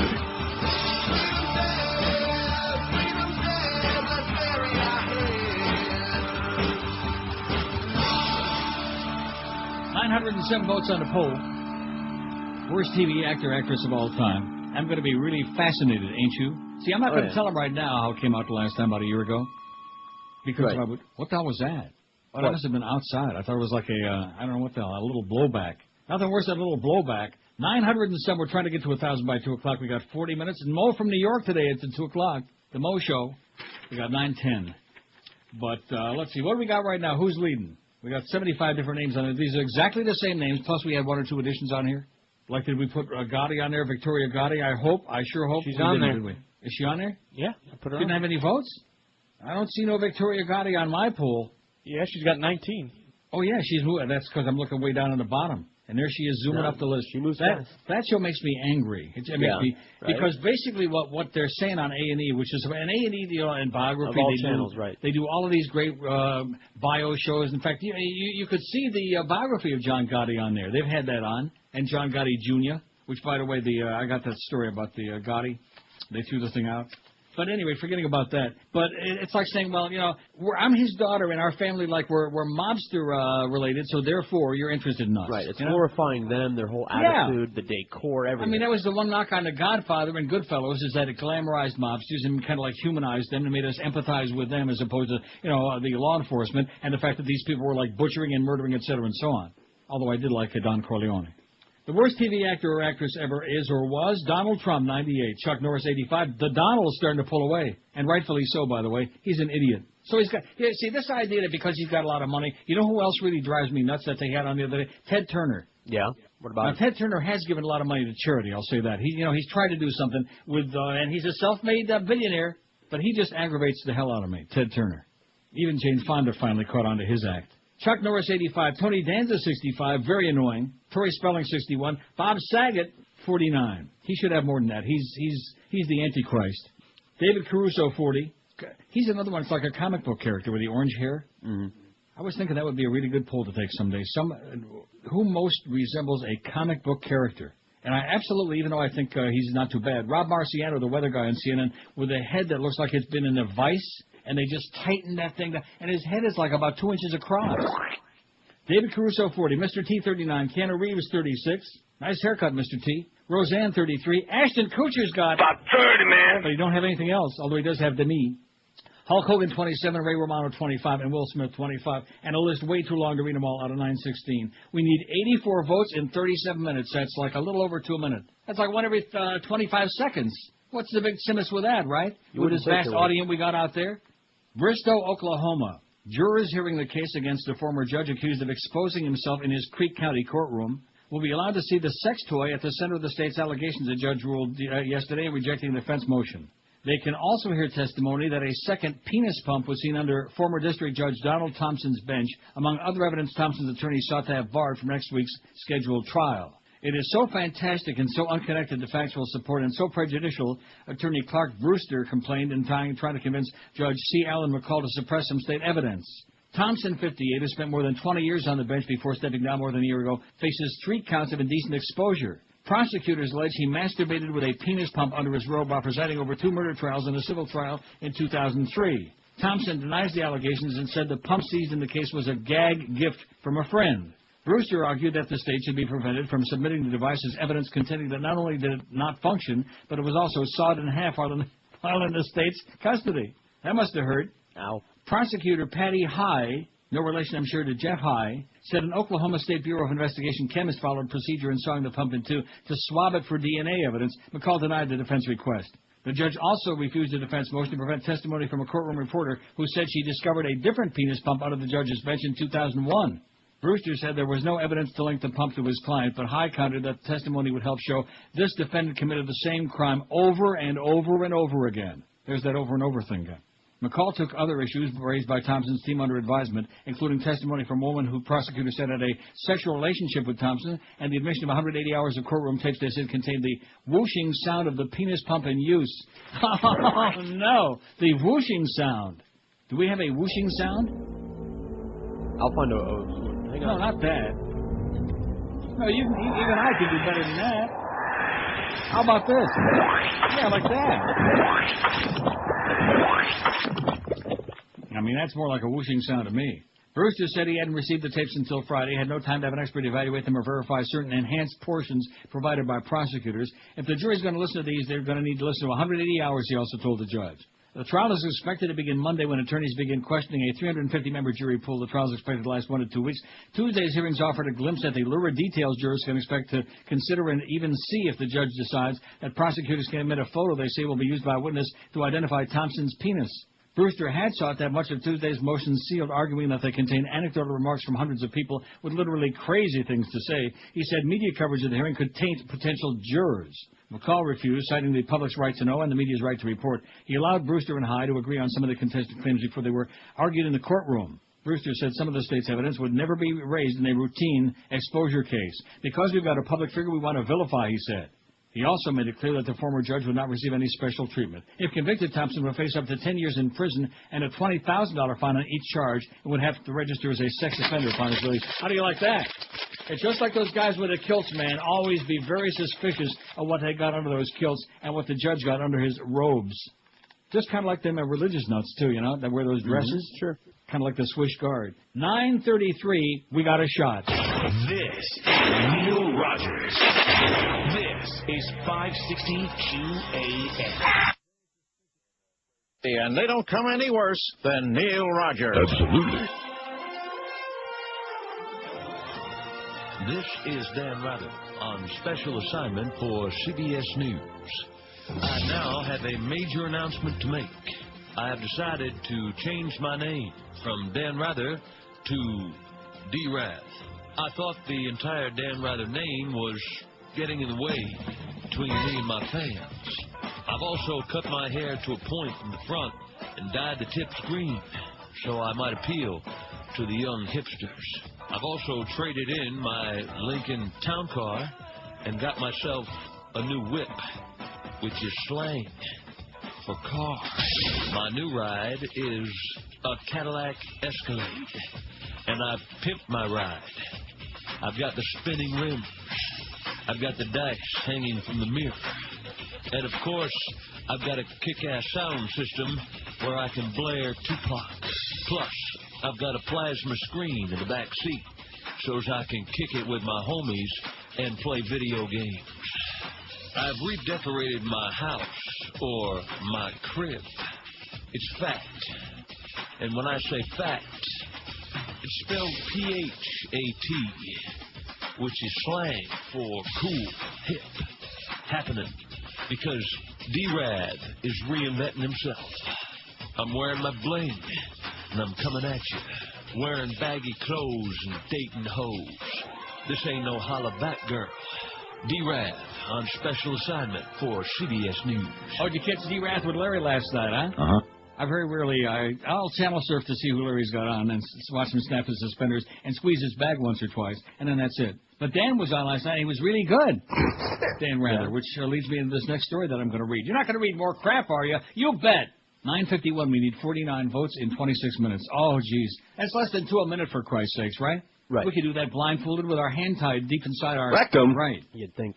Emotional Rather blasts the new journalism order. This is good. He was very good last night, although, you know, as usual, he has to tiptoe around the edges. You don't want to say too much. Like Brian Williams, who I agree with you. I watch him every night now. Now, let me just tell you this. I think that most people, when it comes... First of all, most people don't watch the news. They watch, you know, Daily Show, whatever they watch, if they're under the age of 100. But us old farts that actually are in the habit of watching the nightly news, you get hooked. And I watch CBS, Walter Cronkite, Dan Rather, who were on for about 100 years between the two of them, and I would never deviate from that. Deviate, yes. Deviate, no. You know what I'm saying? Deviate. You get in the habit. And like now, once they put the old fuddy-duddy Okie Dokie on there from the Okefenokee Swamp, Bob Schieffer, who just turned 150. I watched it once, and bye-bye. By the way, he's also very condescending, I've noticed. Besides being hokey dokey. Oh, he's just obnoxious. He has no business. He and Rita Cosby ought to elope. I mean, that's a match made in purgatory, the two of them. Neither one of them belongs on here just to say hello or goodbye. Hopefully goodbye. Terrible. So anyway, I saw that one night, and I thought to myself, you people have to be schmitting me at CBS, even though this is an intermediate stop on the way. So then I flipped over, and of course at that time Peter Jennings was like on the way out to the big talk booth in the sky, and so that left NBC and Brian Williams. Now I agree, he's hard to look at. You get used to it. That article I had yesterday where it said something about Pretty Boy. Oh, man. They must need some, I know, a good ophthalmologist. But at any rate, but he does a good job, and he's easy to listen to, and as long as you don't look at the fact he's got those 800 little teeth on the lower teeth, and his eyebrows are like cockeyed, and the fact that his face is not symmetrical. Other than that, and he also has that the thing that the weather guy has got, which I can't think of his name right now because I have Alzheimer's. What thing is that? The guy from CNN, the weather guy that I'm so Rob, whatever his name is. Marciano. Very good. I feel more like Rocky Marciano. How about Rocky Graziano? There used to be that Rocky Graziani's baby, 135th and Biscayne. Man, that was good. But anyway, he has that same, like he put his head in the vice and it got like squished up a little bit. You know what I mean? Like pinhead. Right. Pimple head. Anyway, former CBS News anchor Dan Rather said Monday that there's a climate of fear running through newsrooms stronger than he's ever seen in more than his 4-decade career. Rather famously tangled with President Nixon and his aides during the Watergate years, while Rather was a hard-charging White House correspondent, addressing the Fordham University School of Law in Manhattan, occasionally forcing back tears. He said that the intervening years, politicians of every persuasion had gotten better at applying pressure on the conglomerates that own broadcast networks. He called it a new journalism order, and he said this pressure, along with the dumbed-down, tarted-up coverage, the advent of 24-hour cable competition, and the chase for ratings and demographics, has taken its toll on the news business. All of this creates a bigger atmosphere of fear in the newsrooms, he said. Rather was accompanied by HBO documentary and family president Sheila Nevins, both of whom were due to receive Lifetime Achievement Awards at the News and Documentary Emmy Awards Monday night, and they did. Nevins said that even in the documentary world, there's a certain kind of intimidation brought to bear these days, especially from the religious right. If you made a movie about evolutionary biologist Charles Darwin, that would be revolutionary, Nevins said. If we did a documentary on Darwin, I'd get 1,000 hate emails. Nevin asked Rather if he felt the same type of repressive forces in the Nixon administration as in the current Bush administration. No, I do not, Rather said. That's not to say there weren't forces trying to remove him from the White House beat while reporting on Watergate, but Rather said he felt supported by everybody above him, from Washington Bureau Chief Bill Small to then News President Dick Salant and CBS Chief William S. Paley. There was a connection between the leadership and the sense of we're in this together, Rather said. It's not that the then leadership of CBS wasn't interested in shareholder value and profits, but they also saw news as a public service. Rather said he knew very little of the intense pressure to remove him in the early 70s because of his boss's support. Nevins took up the cause for Rather, who was emotional several times during the event. When a man is close to tears discussing his work and his lips quiver, he deserves bosses who punch back. I feel I would punch back for Dan, Nevins said. Rather praised the coverage of Hurricane Katrina by the new generation of TV journalists and acknowledged that he would have liked to have reported from the Gulf Coast. Covering hurricanes is something I know something about, he said. It's been one of television's finest news moments, he said, of the Katrina coverage. He likened it to the coverage of President Kennedy's assassination in '63. They were willing to speak truth to the power, Rather said of the coverage. Of course, that didn't last too long. Rather sidestepped the question of what should happen to the evening news and the expected makeover. Not my call, he said, and he said he hadn't been asked either. I gave it everything I had. I didn't hold anything back. I did the best newscast we were capable of doing, Rather said. Nevins, who almost single-handedly has kept the art of the independent documentary on television, said the HBO documentary show real life and do with it as little damage to the subjects as possible. She said the producers and directors respect mostly the people on the other side of the camera. Nevins said she didn't shy away from such R-rated topics as G-string divas and taxicab confessions, but noted that sex and passion have been topics of literature since Chaucer's day. The most R-rated is a body bag, not a naked body, Nevins said. That's a good line. Most R-rated is a body bag, not a naked body. Not in America, though, today. Not these days, now with what's going around. As we've had a bloodless coup taken over by the fanatical right-wing lunatics, by crazy people. And there's one of them, by the way. Decision for these individuals to get... See, Kira Phillips on CNN, all of these people now, they're no longer news readers. Now they're commentators. Now they got an opinion. Now they're sucking up to the Bushmeister, man. Now they're all goose-stepping. This is Neil Rogers. Rock solid. This is 560 QAM. You saw Tommy Lee go to college. Now watch him go back even further. It's Tommy Lee Goes to Kindergarten. Okay, kids, now we're going to finger paint. How am I doing, Teach? Just fine, Tommy dear. But it's not nice to use that finger. Some kids are the teacher's pet, but Tommy Lee just wants to pet the teacher. Nap time, kids. Hey, Teach, come nap time, what do you say you and me bunk together? I'm afraid that wouldn't be appropriate, little Tommy. Oh, yeah? Make that big, Tommy. And see me after class. Everything Tommy Lee needs to know, he'll learn in kindergarten. Tommy, do you know your ABC? Yeah, sure, yeah. There's hepatitis A, hepatitis B, and then the one that Pam has. Tommy Lee goes to kindergarten, just where he belongs, only on NBC. Whoa. Yeah, well, being Canadian, she's got that hepatitis A. 972 votes. We need 28 in 15 minutes. That would be like picking your nose, you know? What would be? Piece of cake. Getting those 28 votes in 15 minutes. Should be. Don't bring us right to the edge there and let us down, okay? That would be really bad. Speaking of that, Pope Benedict XVI, your Nazi Pope. Hey, we got a Nazi president, Nazi Pope. You notice how things make a real fast comeback. Never again. Yeah, right. Simon Wiesenthal's already rolling over in his grave and he just croaked. Pope Benedict XVI is said to have approved a document saying that homosexual men should not be ordained as Roman Catholic priests, a conservative Catholic website reported yesterday, to which I say, excellent choice, okay? That means close the doors. Too late. The long-anticipated document prepared at the request of the late Pope John Paul II reportedly calls on bishops to bar even chaste homosexuals from seminaries. They've been chased out because their orientation is rooted in a personality disorder that may undermine their capacity to minister, according to the Catholic World News. The report posted yesterday on CWNews.com, an independent news service with links to the Pope's American publisher, could not be independently corroborated, but several Vatican sources confirmed that such a document has been seen on his desk awaiting his decision. I wonder what he's going to do first, sign that or drink that cup of tea that's sitting right next to it.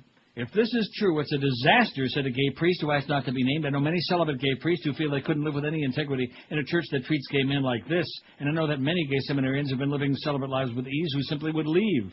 Since the recent priest sex abuse scandal, the issue of gay priests has gone from taboo to one of the most hotly debated aspects of the crisis, noting that the overwhelming majority of victims were teenage boys.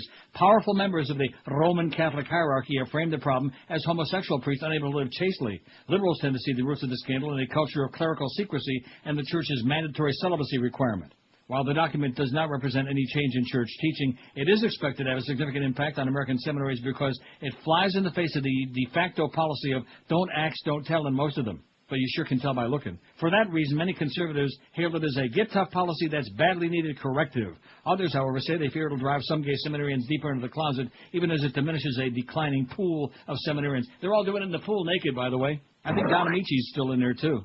I believe it would have a strong impact, but I'm afraid it would be negative, said the Reverend Donald Cousins, a former seminary rector, who wrote a book several years ago describing how the priesthood is or is becoming a gay profession. The number of seminarians is already dramatically down from 40 years ago, Cousins said. This may make the situation even more dire than it already is, and I'm also concerned that it might drive out men who might be destined to give very fine service to the church. And boy, they sure can service those altar boys like nobody can. Practice makes perfect. Prefect. Is that what they say? Practice makes prefect? That's it.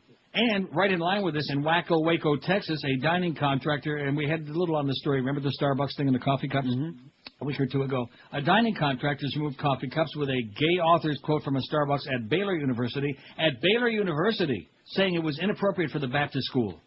Aramark, which oversees the coffee outlet, pulled the cups earlier this month from the campus store after consulting with Starbucks district office and Baylor's dining service, school officials said Monday.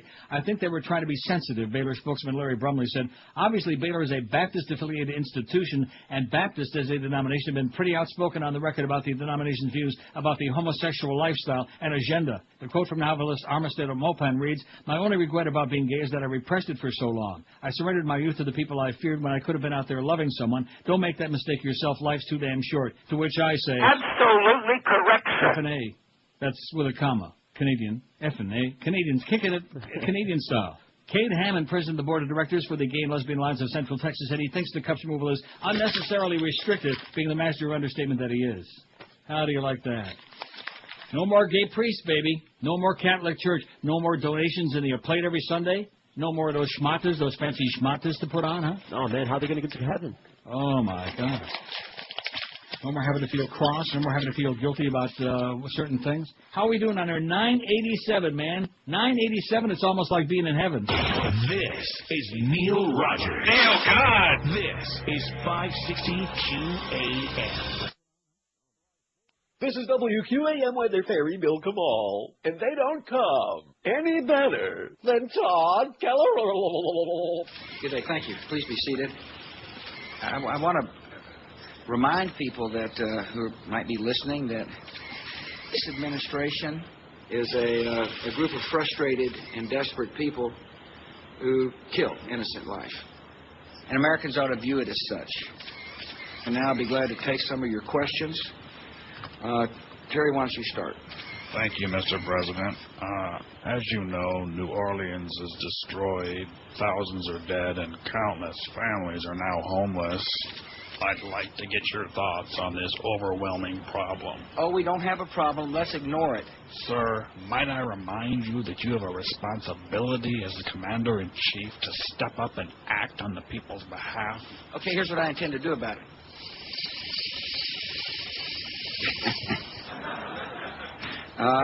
Failure. Thank you, sir.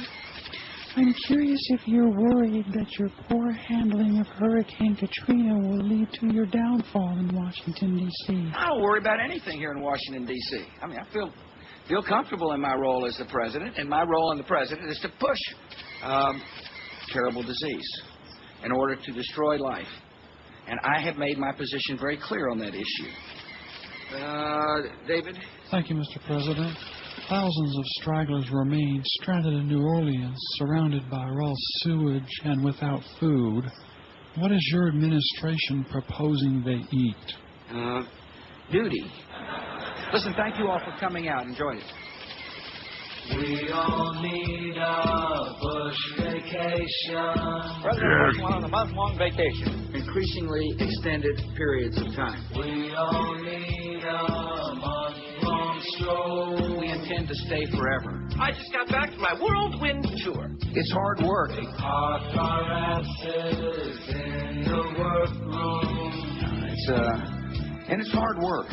It is hard work. It is hard work. Lead us dry till we get old. With everything going wrong, he did what any of us would do. He went on vacation. Hey, bosses, let us workers go. But we have a lot more work to do. Now get back to work. All in all, we really get no time off at all. I only get 2 weeks of vacation a year. How many days till Christmas vacation? All in all, we work from the day that we can crawl. Back to work. Back to work. Work again. If you don't work your shift, you can't have any vacation. How can you have a vacation if you don't work your shift? No more fooling around. I gotta get back to work. Amen.